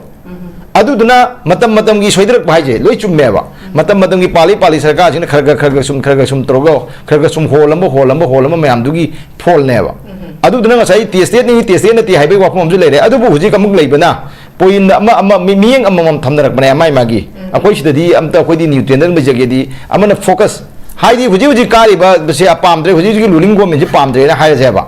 moi huji luling da moi ayam ba luling ni ko luling si moi tu da di no na pam dre ji mo chin ya ro ba moi tu de kara mo chang de SMB di sit khum pu ga da ni ko khum pu da ni si yang kai ni ba lai ri ba yang kai ni ban sida moi gi bi yang kai ni ban ano bu na pra chin to ge khala ji congress ge mo ge lo chin to ge yang kai ni ban ji tu de di moi da sang ya ro de ne ba adu gi tu da pro mala khon yang kai ni ban da sona kan ji group amni sona kan ji group amni khai dong na ga sona kan group ji tu hol laga sona kan gi gno da koi na pa ge khoi ge hai gi sai gi pro mala da ne ba gno tong na ba da koi na di zero sum game du ne ba tong na ri je congress ne kunthra ka ba je sonda BJP kunthra tu doi ne ba BJP ne ni phu ka ba je sonda congress ni phu tu doi ne ba zero sum game hai je sonda ka re ba hin kali so sonda mang doi ne ba adu mag game du tong na ja bani adu bo ngai government di chama pha to godai manipur myam khan bi ro RTI tha bi ro RTI thar ga loi hang bi ro RTI tha ga mo ni cha gi ba paisa myam do officer wo gira mo ga loi wo thok ni masi lo ni ko ai ne wo thon dong na ti lo ni othok ani ka marai bang thina kharam na jen da ke chum jang phal lei doi ne ba masi lo ni ko ai na color sing hai ja ba na te ba RTI thar ga cheran to yam paisa sin ne mayam do utchar ba mayam libon ka tuna community hall pa lak yang khai kai thok ga so lak tang ha saram ba mayam lambi lupa lak ni phu kai thok ga lak trom de gi chene ba khral chai nung kha chai chila tamam ba kambu mayam da ap paisa ju sa gi ba adu ga kno su to ba hu ju ran ba afa ba ju ba huran ba ju ba dola ju tung gi ba yar wa so second huran ba pa lising ama yuan medal lising am siloi da ba second huran ba ne mana ton thungangi ing nang thu tar phu bi ba son da lak mayam huran ba na kem ya da ba se RTI tha bi ro yam phuleng ang bi nu ji se du ne RTI da thola ni ko ji sem to pa ya ro moi ya ra ro di moi sem to pa ya ra ro di moi ji lu sin gra ba mo na claim to re ba chu chang gre chu sangga gre public commission to re sin thok ra mina ma sem to sim ni ya ra ro ba loi asina RTI thabiro RTI to ga cha ge bicha ju authority adu ke chum chang chang masi lo ni ko lo du ne ni haje je ai na coloring sing haje bana te ba adu mayam du mayam le re adu na khujik ti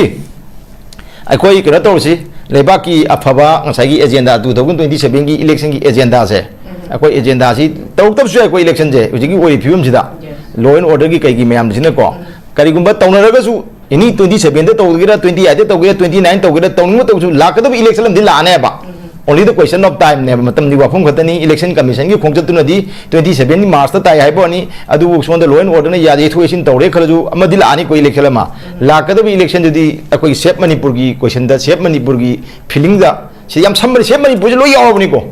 lo yaw mi sep manipur si da adu gi to jane adu ga akoi gi no sep manipur na sep manipur pam da ba kambu haden sep manipur pam da chin haibe wa su na te ko thabak du sep manipur gi thabam da to dre ba thabak sep manipur gi thabam da to dra mina to da buduna kanano tawbona kanano habi khanto ga madde mayamna akoi gi phirep to lawraga leba convener ji habine aduna mai magi ada kamai tawni kadawni di mai magi lam kendram ju formula manaroi ko adudi lam gi akhang hei mayam duna mare ba nusiba ire ba nusiba mayam ichi naw mayam lepiru hai wapam jai mai thamjagi. Okay, thank you very much. Loishala pada uja sanjoy kari uja sanjoy ꯑꯩꯁꯤ point ꯑꯃꯈꯛ ꯁꯨꯝ ꯌꯥꯅꯤ ꯌꯥꯅꯤ ꯑꯣꯖꯥ ꯀ꯭ꯂꯥꯔꯤꯐꯤꯀꯦꯁꯟ ꯊꯝꯖꯔꯝꯒꯦ ꯍꯣꯏ ꯍꯣꯏ ꯉꯁꯥꯏꯒꯤ ꯑꯩꯈꯣꯏ ꯑꯣꯖꯥ ꯀꯩꯅꯣꯗ ꯀꯦꯅꯦꯗꯤꯗ ꯍꯥꯏꯖꯕ ꯇꯥꯔꯦ ꯉꯁꯥꯏꯒꯤ ꯀꯪꯒ꯭ꯔꯦꯁꯀꯨꯝꯕ ꯑꯩꯈꯣꯏꯒꯤ ꯅꯦꯁꯅꯦꯜ ꯄꯥꯔꯇꯤ ꯑꯃꯅ ꯍꯥꯏꯇꯥꯔꯦꯀꯣ ꯈ꯭ꯋꯥꯏꯗꯒꯤ ꯑꯣꯏꯕ ꯑꯩꯈꯣꯏꯒꯤ ꯂꯤꯕ ꯍꯥꯏꯖꯕ ꯇꯥꯔꯦ ꯁꯨꯝꯕ ꯑꯩꯈꯣꯏꯒꯤ ꯅꯦꯁꯅꯦꯜ ꯄꯥꯔꯇꯤ ꯑꯃꯅ ꯑꯩꯈꯣꯏꯒꯤ DPFꯇ ꯑꯩꯈꯣꯏꯒꯤ ꯄꯨꯟꯅ ꯆꯠꯃꯤꯟꯅꯔꯒ ꯑꯩꯈꯣꯏꯒꯤ ꯌꯦꯛꯅꯕ ꯍꯥꯏꯇꯥꯔꯦ ꯊꯦꯡꯅꯃꯤꯟꯅꯁꯤꯒꯦ ꯍꯥꯏꯕꯁꯤ ꯍꯣꯏ ꯇꯥꯕꯗ ꯌꯥꯝ ꯅꯨꯡꯉꯥꯏꯀꯣ ꯑꯗꯨꯒꯤ ꯃꯇꯥꯡ ꯃꯇꯝ ꯂꯥꯛꯄꯁꯨ ꯑꯣꯏꯁꯅꯨ ꯑꯩꯈꯣꯏꯒꯤ ꯑꯆꯨꯝꯕ ꯑꯐꯕ ꯊꯕꯛꯀ ꯇꯧꯃꯤꯟꯅꯔꯒꯗꯤ ꯍꯥꯏꯇꯥꯔꯦ ꯇꯧꯕꯇꯕꯨ ꯑꯩꯈꯣꯏꯒꯤ DPFꯀꯤꯗꯤ ꯑꯩꯈꯣꯏꯒꯤ ꯃꯃꯥꯡꯗꯁꯨ ꯊꯝꯖꯈꯤꯕ ꯑꯩꯈꯣꯏꯒꯤ ꯂꯝꯗꯝꯁꯤꯒꯤ ꯂꯩꯕꯥꯛ ꯂꯩꯍꯥꯎ ꯀꯣ ꯁꯤꯗ ꯁꯦꯝꯒꯠꯆꯔꯛꯄ ꯃꯤꯌꯥꯝꯒꯤ ꯏꯕꯨꯟ ꯈꯪꯅ ꯑꯩꯈꯣꯏ ꯊꯕꯛ ꯇꯧꯖꯒꯦ ꯍꯥꯏꯅ ꯑꯩꯈꯣꯏ ꯊꯣꯛꯆꯔꯛꯄꯅꯤ ꯍꯥꯏꯇꯥꯔꯦ ꯑꯗꯨꯒ ꯑꯣꯖꯥꯒꯤ ꯋꯥꯐꯝꯗꯨꯗ ꯑꯩꯈꯣꯏꯅ ꯊꯝꯖꯅꯤꯡꯉꯤꯁꯦ ꯑꯩꯈꯣꯏ ꯃꯅꯤꯄꯨꯔꯁꯦ ꯑꯩꯈꯣꯏꯒꯤ ꯆꯍꯤ 2002 ꯍꯦꯟꯕꯒꯤ ꯑꯩꯈꯣꯏꯒꯤ ꯑꯏꯕ ꯄꯨꯋꯥꯔꯤ ꯂꯩꯔꯦꯅ ꯍꯥꯏꯅꯔꯦꯀꯣ ꯑꯩ ꯅꯤꯡꯈꯥ ꯇꯝꯅ ꯍꯥꯏꯅ ꯍꯨꯝꯅ ꯑꯩꯈꯣꯏꯒꯤ ꯁꯥꯎꯠ ꯏꯁ ꯑꯦꯁꯤꯌꯥꯁꯤꯗ ꯀꯣ ꯑꯩꯈꯣꯏ ꯃꯅꯤꯡ ꯇꯝꯅ ꯄꯥꯜꯂꯝꯃꯦ ꯑꯗꯨꯒ ꯑꯩꯈꯣꯏꯒꯤ ꯋꯥꯟ ꯑꯣꯐ ꯗꯤ ꯑꯩꯈꯣꯏꯒꯤ ꯗꯦꯃꯣꯀ꯭ꯔꯦꯇꯤꯛ ꯏꯂꯦꯛꯇꯦꯠ ꯒꯣꯔꯃꯦꯟꯁꯨ ꯂꯩꯔꯝꯃꯦ ꯕꯤꯐꯣꯔ ꯃꯔꯖꯤꯡ ꯀꯣ ꯑꯩꯈꯣꯏ ꯏꯟꯗꯤꯌꯥꯟ ꯌꯨꯅꯤꯌꯟ ꯍꯥꯏꯖꯕ ꯇꯥꯔꯦ ꯑꯗꯨꯅ ꯁꯤꯒꯤ ꯂꯩꯔꯝꯃꯕ ꯑꯩꯈꯣꯏꯒꯤ ꯍꯥꯏꯗꯤ ꯁꯤꯚꯤꯂꯥꯏꯖꯦꯁꯟ ꯑꯃ ꯑꯣꯏꯕꯒꯤ ꯂꯩꯐꯝ ꯊꯣꯛꯄ ꯂꯣꯏ ꯁꯨꯅ ꯂꯩꯔꯝꯃꯕ ꯁꯨꯝꯕ ꯂꯩꯕꯥꯛ ꯑꯃꯗ ꯑꯩꯈꯣꯏꯅ ꯃꯤꯉꯣꯟꯗ ꯃꯤꯄꯥꯟ ꯇꯥꯡꯉꯒ ꯅꯞꯄꯒ ꯌꯥꯎꯕ ꯍꯥꯏꯁꯦ ꯑꯩꯈꯣꯏ ꯃꯇꯥꯡ ꯃꯇꯝ ꯆꯥꯗ꯭ꯔꯦ ꯑꯩꯈꯣꯏ ꯍꯥꯟꯅ ꯑꯣꯜꯔꯦꯗꯤ ꯇꯦꯁꯇꯦꯠꯁꯦ ꯍꯟꯖꯤꯟ ꯍꯟꯖꯤꯟ ꯇꯧꯈ꯭ꯔꯦ ꯃꯍꯥꯎ ꯇꯪꯈ꯭ꯔꯦ ꯑꯗꯨꯒ ꯃꯈꯣꯏꯅ ꯑꯅꯧꯕ ꯑꯑꯣꯟꯕ ꯑꯍꯣꯡꯕ ꯑꯃ ꯍꯥꯏꯕꯁꯦ ꯍꯟꯖꯤꯟ ꯍꯟꯖꯤꯟ ꯇꯦꯁ ꯇꯧꯈ꯭ꯔ ꯃꯤꯅ ꯄꯣꯔꯛꯀꯅꯤ ꯍꯥꯏꯕꯁꯤ ꯀꯗꯥꯏꯐꯥꯎ ꯌꯧꯅ ꯊꯥꯖꯅꯤꯡꯉꯥꯏ ꯑꯣꯏ ꯍꯥꯏꯕꯁꯤꯁꯨ ꯃꯤꯌꯥꯝꯅ ꯈꯟꯖꯁꯅꯨꯀꯣ ꯑꯩꯈꯣই DPFꯀꯤꯗꯤ ꯅꯧꯅ ꯊꯣꯛꯆꯔꯛꯄ ꯅ꯭ꯌꯨ ꯐꯦꯁꯦꯁ ꯉꯥꯛꯇꯅꯤ ꯑꯗꯨꯅ ꯂꯩꯕꯥꯛꯀꯤꯗꯃꯛꯇ ꯀꯔꯤꯒꯨꯝꯕ ꯑꯃ ꯑꯑꯣꯟꯕ ꯑꯃ ꯄꯣꯔꯛꯀꯦ ꯁꯝꯅ ꯍꯥꯏꯔꯕꯗ ꯑꯩꯈꯣꯏ ꯄꯣꯂꯤꯇꯤꯀꯦꯜ ꯔꯤꯚꯣꯂꯨꯁꯟ ꯑꯃꯈꯛ ꯄꯨꯕ ꯉꯝꯃꯒꯗꯤ ꯄꯨꯖꯔꯛꯀꯦ ꯍꯥꯏꯕ ꯋꯥꯈꯜꯂꯣꯟꯗ ꯊꯣꯛꯆꯔꯛꯄꯅꯤ ꯑꯗꯨꯅ ꯃꯁꯤꯗꯩꯁꯤꯗ ꯑꯩꯈꯣꯏꯒꯤ ꯂꯩꯕꯤꯔꯤꯕ ꯃꯅꯤꯄꯨꯔꯒꯤ ꯃꯤꯌꯥꯝꯁꯤꯅ ꯊꯥꯖꯕꯤꯔꯒꯗꯤ ꯑꯆꯦꯠꯄ ꯊꯥꯖꯕꯗ ꯊꯝꯕꯤꯔꯒꯗꯤ ꯑꯩꯈꯣꯏ ꯁꯣꯏꯗꯅꯃꯛꯀꯤ ꯑꯩꯈꯣꯏ ꯃꯥꯏ ꯄꯥꯛꯀꯅꯤ ꯍꯥꯏꯕ ꯋꯥꯐꯝꯁꯤꯃ ꯑꯩꯈꯣꯏꯒꯤ ꯔꯤꯖꯅꯦꯜ ꯄꯣꯂꯤꯇꯤꯀꯦꯜ ꯄꯥꯔꯇꯤꯅ ꯃꯥꯏ ꯄꯥꯛꯀꯅꯤ ꯑꯗꯨꯒ ꯉꯁꯥꯏꯒꯤ ꯇꯥꯃꯤꯜ ꯅꯥꯗꯨꯒꯤ ꯑꯩꯈꯣꯏꯒꯤ ꯍꯧꯖꯤꯛ ꯁꯦꯝ ꯑꯣꯏꯕꯤꯔꯤꯕ ꯕꯤꯖय ꯊꯂꯥꯄꯊꯤ ꯍꯥꯏꯖꯕ ꯇꯥꯔꯦ ꯕꯤꯖय ꯊꯂꯥꯄꯊꯤꯗꯒꯤ ꯑꯩꯈꯣꯏꯅ ꯍꯦꯟꯅ ꯁꯔꯨꯛ ꯆꯥꯝꯃ ꯍꯦꯟꯅ ꯊꯕꯛ ꯇꯧꯔꯛꯄ ꯉꯝꯃꯛꯄꯁꯨ ꯑꯣꯏꯔꯛꯄ ꯌꯥꯏ ꯍꯥꯏꯕꯁꯤꯃꯁꯨ ꯊꯝꯖꯔꯝꯒꯦ ꯑꯣꯀꯦ ꯑꯣꯀꯦ ꯍꯥꯏꯗꯤ ꯌꯥꯝ ꯐꯩ ꯃꯔꯝꯗꯤ ꯑꯁꯥ ꯌꯥꯎꯗꯅ ꯃꯤ ꯍꯤꯡꯗꯦ ꯑꯁꯥ ꯍꯥꯏꯁꯤꯗꯤ ꯑꯗꯨ ꯑꯣꯖꯥꯈꯣꯏ ꯑꯁꯥ ꯇꯧꯕꯤꯕꯗꯨ ꯍꯥꯏꯗꯤ ꯑꯩꯅ ꯊꯤꯡꯉꯨꯕ ꯌꯥꯕ ꯅꯠꯇꯦ ꯑꯗꯨꯒ ꯉꯁꯥꯏꯒꯤ ꯍꯧꯖꯤꯛꯀꯤꯗ ꯑꯩꯈꯣꯏꯒꯤ ꯃꯤꯄꯥꯜ ꯇꯥꯡꯕ ꯅꯞꯄꯒ ꯏꯟꯗꯤꯌꯥꯗ ꯂꯩꯁꯦ ꯍꯥꯏꯕ ꯅꯠꯇꯦ ꯑꯩꯒꯤ ꯂꯩꯔꯤꯕ ꯃꯐꯝꯗꯨꯗ ꯑꯩꯒꯤ ꯑꯥꯏꯗꯦꯟꯇꯤꯇꯤ ꯑꯩꯒꯤ ꯇ꯭ꯔꯦꯗꯤꯁꯟ ꯉꯥꯛꯑꯒ ꯍꯥꯏꯗꯤ ꯑꯩ ꯀꯪꯒ꯭ꯔꯦꯁ ꯌꯥꯎꯔꯝꯕ ꯌꯥꯏ ꯑꯩ ꯑꯦꯅꯤ ꯄꯥꯔꯇꯤ ꯑꯃ ꯌꯥꯎꯔꯝꯕ ꯌꯥꯏ ꯕꯠ ꯑꯥꯏ ꯑꯦꯝ ꯃꯅꯤꯄꯨꯔꯤ ꯑꯩꯒꯤ ꯑꯥꯏꯗꯦꯟꯇꯤꯇꯤ ꯑꯃ ꯂꯩ ꯑꯩꯒꯤ ꯀꯜꯆꯔ ꯑꯃ ꯂꯩꯖꯅꯤꯅ ꯁꯤ ꯉꯥꯛꯂꯛꯇꯕꯗꯒꯤ ꯑꯩꯈꯣꯏꯅ ꯍꯥꯏꯖꯔꯛꯏꯁꯤꯗꯤ ꯑꯩꯈꯣꯏ ꯍꯟꯗꯛꯀꯤ ꯖꯦꯅꯦꯔꯦꯁꯟꯁꯤꯗ ꯍꯟꯗꯛꯀꯤ ꯂꯥꯛꯇꯣꯏ ꯏꯂꯦꯛꯁꯟꯁꯤꯗꯗꯤ ꯌꯪ ꯖꯦꯟ ꯖꯤꯒꯤ ꯃꯇꯝꯁꯤꯗꯗꯤ ꯑꯩꯈꯣꯏꯅ ꯋꯤ ꯁ꯭ꯇꯤꯜ ꯐꯤꯜ ꯍꯥꯏꯗꯤ ꯄ꯭ꯔꯖꯥꯒꯤ ꯄꯜꯁꯇꯨ ꯌꯦꯡꯖꯔꯒ ꯖꯦꯟ ꯖꯤꯒꯤ ꯂꯩꯕ ꯃꯤꯁꯤꯡꯅꯁꯨ ꯃꯔꯝꯗꯤ ꯍꯥꯟꯅ ꯇꯦꯁ ꯇꯧꯗ꯭ꯔꯤꯕ ꯃꯤ ꯑꯃꯗ ꯔꯤꯛꯁ ꯑꯃ ꯂꯧꯕ ꯍꯥꯏꯁꯦ ꯌꯥꯝ ꯏꯅꯧ ꯅꯧꯅ ꯑꯣꯖꯥꯈꯣꯏ ꯄꯥꯔꯇꯤ ꯊꯣꯛꯂꯛꯄ ꯃꯔꯝꯗꯤ ꯋꯤ ꯍꯦভ ꯏꯅꯐ ꯑꯣꯐ ꯏꯚꯤꯗꯦꯟꯁꯦꯁ ꯄ꯭ꯔꯖꯥ ꯄꯥꯔꯇꯤ ꯑꯩꯈꯣꯏ ꯔꯤꯖꯅꯦꯜ ꯄꯥꯔꯇꯤꯒꯤ ꯃꯌꯥꯝ ꯑꯃ ꯁꯤꯗ ꯂꯩꯈ꯭ꯔꯦꯕ ꯍꯥꯟꯅ ꯑꯩꯈꯣꯏꯒꯤ federal party of Manipur but ꯍꯥꯎ ꯗꯦ ꯐꯦꯠ ꯗꯥꯎꯟ ꯍꯥꯏꯗꯤ ꯂꯣꯏꯅ ꯀꯃꯥꯏꯅ ꯁꯤꯈꯤꯒꯦꯕꯀꯣ ꯁꯤꯒꯤ ꯄꯣꯠ ꯑꯃ ꯔꯤꯖꯅꯦꯜ ꯄꯥꯔꯇꯤꯗꯁꯨ ꯍꯧꯖꯤꯛ ꯃꯅꯤꯄꯨꯔꯗ ꯀꯌꯥꯅ ꯊꯣꯛꯂꯛꯏꯁꯦ ꯍꯧꯖꯤꯛ ꯍꯥꯏꯗꯤ ꯁꯤꯒꯤ ꯌꯨꯅꯤꯐꯥꯏꯠ ꯐꯣꯔꯁ ꯑꯃ ꯁꯥꯒꯠꯄ ꯉꯝꯗ꯭ꯔꯦꯕ ꯑꯩꯅ ꯇꯧꯕꯗꯨꯅ ꯂꯣꯏ ꯐꯩ ꯍꯥꯏ ꯏꯟꯗꯤꯌꯥꯗ ꯑꯩꯈꯣꯏꯅ ꯅꯞꯄꯒ ꯂꯩꯕꯩ ꯋꯥ ꯅꯠꯇꯦ ꯑꯦꯁ ꯂꯣꯡ ꯑꯦꯁ ꯉꯁꯥꯏ ꯑꯩꯅ ꯍꯥꯏꯖꯕꯅꯤ as long as we are part of this democratic country ꯑꯩꯈꯣꯏ ꯑꯗꯨꯒꯤ ꯄꯣꯠꯇꯨꯗ ꯑꯗꯨꯒꯤ ꯁꯤꯁꯇꯦꯝꯗꯨꯗ ꯑꯩꯈꯣꯏ ꯆꯠ ꯇꯥꯕꯅꯤ ꯅꯠꯇ꯭ꯔꯒꯗꯤ ꯍꯥꯏꯗꯤ ꯑꯩꯈꯣꯏꯅ ꯍꯦꯛꯇ ꯑꯂꯣꯟ ꯍꯥꯏꯗꯤ ꯑꯩꯈꯣꯏꯒꯤ ꯇꯣꯉꯥꯟꯕ ꯏꯔꯝꯗꯝ ꯏꯔꯩꯕꯥꯛ ꯑꯃ ꯇꯥꯟꯒꯦ ꯍꯥꯏꯕꯗꯨꯒꯤꯗꯤ ꯑꯗꯨꯗꯤ ꯈꯪꯗ꯭ꯔꯦ ꯅꯠꯇꯅ ꯑꯩꯈꯣꯏ ꯅꯞꯄꯒ ꯂꯩꯕꯗꯤ ꯄꯥꯔꯠ ꯑꯣꯐ ꯏꯟꯗꯤꯌꯥ ꯑꯣꯏꯕꯁꯦ ꯁꯤꯒꯤ ꯁꯤꯁꯇꯦꯝꯁꯤꯗ ꯏꯟꯗꯤꯌꯟ ꯀꯟꯁꯇꯤꯇ꯭ꯌꯨꯁꯟꯅ ꯕꯥꯏꯟꯗꯤꯡ ꯇꯧꯕ ꯑꯩꯈꯣꯏ ꯇꯧꯗꯅ ꯃꯇꯝꯁꯨ ꯌꯥꯖꯗ꯭ꯔꯕꯅꯤꯅ ꯅꯞꯄꯒ ꯏꯟꯗꯤꯌꯥꯗ ꯇꯥꯡ ꯀꯩꯅꯣ ꯍꯥꯏꯖꯕ ꯅꯠꯇꯦ ꯃꯤꯒꯤ ꯏꯗꯤꯑꯣꯂꯣꯖꯤꯗꯨꯗ ꯅꯞꯄꯒ ꯇꯥꯡꯒ ꯁꯨꯝ ꯂꯩꯔꯒ ꯃꯤꯒꯤ ꯏꯗꯤꯑꯣꯂꯣꯖꯤꯗꯨꯗ ꯑꯩꯈꯣꯏꯅ ꯁꯨꯝ ꯌꯥꯎ ꯂꯩꯔꯒꯗꯤ ꯃꯤꯅ ꯍꯥꯏꯕ ꯋꯥꯈꯜꯂꯣꯟꯗꯨꯗ ꯑꯩꯈꯣꯏꯁꯦ ꯁꯨꯝ ꯐꯣꯂꯣ ꯇꯧ ꯂꯩ ꯍꯥꯏꯖꯕꯅꯤꯗ ꯃꯤꯒꯤ ꯗꯤꯔꯦꯛꯁꯟ ꯃꯈꯥꯗ ꯏꯁꯥꯒꯤ ꯑꯣꯏꯕ ꯂꯩꯇꯦ ꯍꯥꯏꯖꯕꯅꯤꯗ what we have to see or what we have to watch is let the people decide. Yes. Let the voter decide. Let a good voter decide. Good voter yam mo sa niyo sida. Adani asida aduda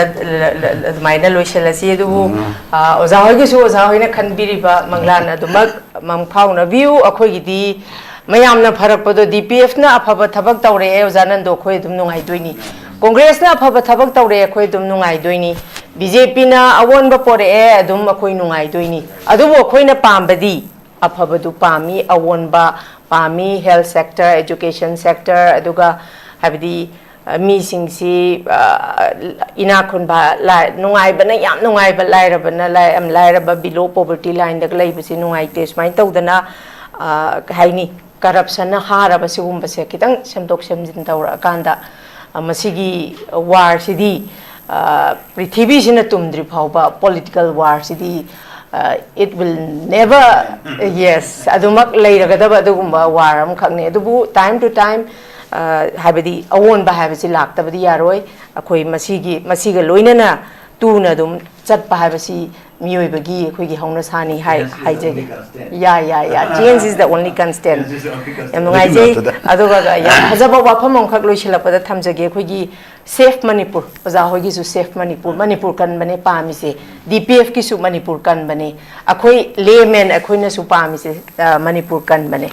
adu ibata ga di manipur kan ge hai tar ga di wari makhak ai hak na tajagi da ngasagi world war 2 da battle of britain se mai thiga da khajik ta ngai raba matam da britain gi prime minister winston churchill gi speech amana englishman pumba inspired tau ki bagi wari lai ko za mahaki speech se kai na kanda with blood sweat and tears we will win haibeneba aduduna mahakna mo I expect every englishman to do their duty harakanda with blood sweat and tears we will win hariba masigi fazama statement matek sima khaktana yes iga humanga piga sina humanga sina tawrakanda mai thige tawramba britain do mai pakhi haiba madumain tawdana aikhoi su manipur se lukkadorabanina akhoi ju afabagi matau tambadadi karisu kaide fataba habadi ngasagi voters da afaba good voters bad voters ka thoglai je masi isana masi kitang kompra karai denu kitang semdok semjin tawrakanda let's have manipur 2023 gi mamang da hana khoyam peaceful loina chatning balamben chattana national highway chattana khoi free movement leiramba idp sing hojik leise yam nuaite masi punamak se 2027 gi election gi matung dagi di hairiba khuding maksi hana dauna akhoi gi peace harmony prosperity por akanda khoi yam peaceful oiba manipur tongan ba furuk kunthra ga taruk na khundari se amata oina habidi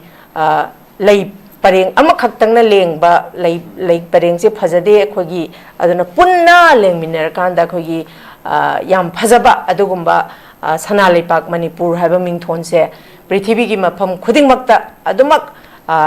itihas da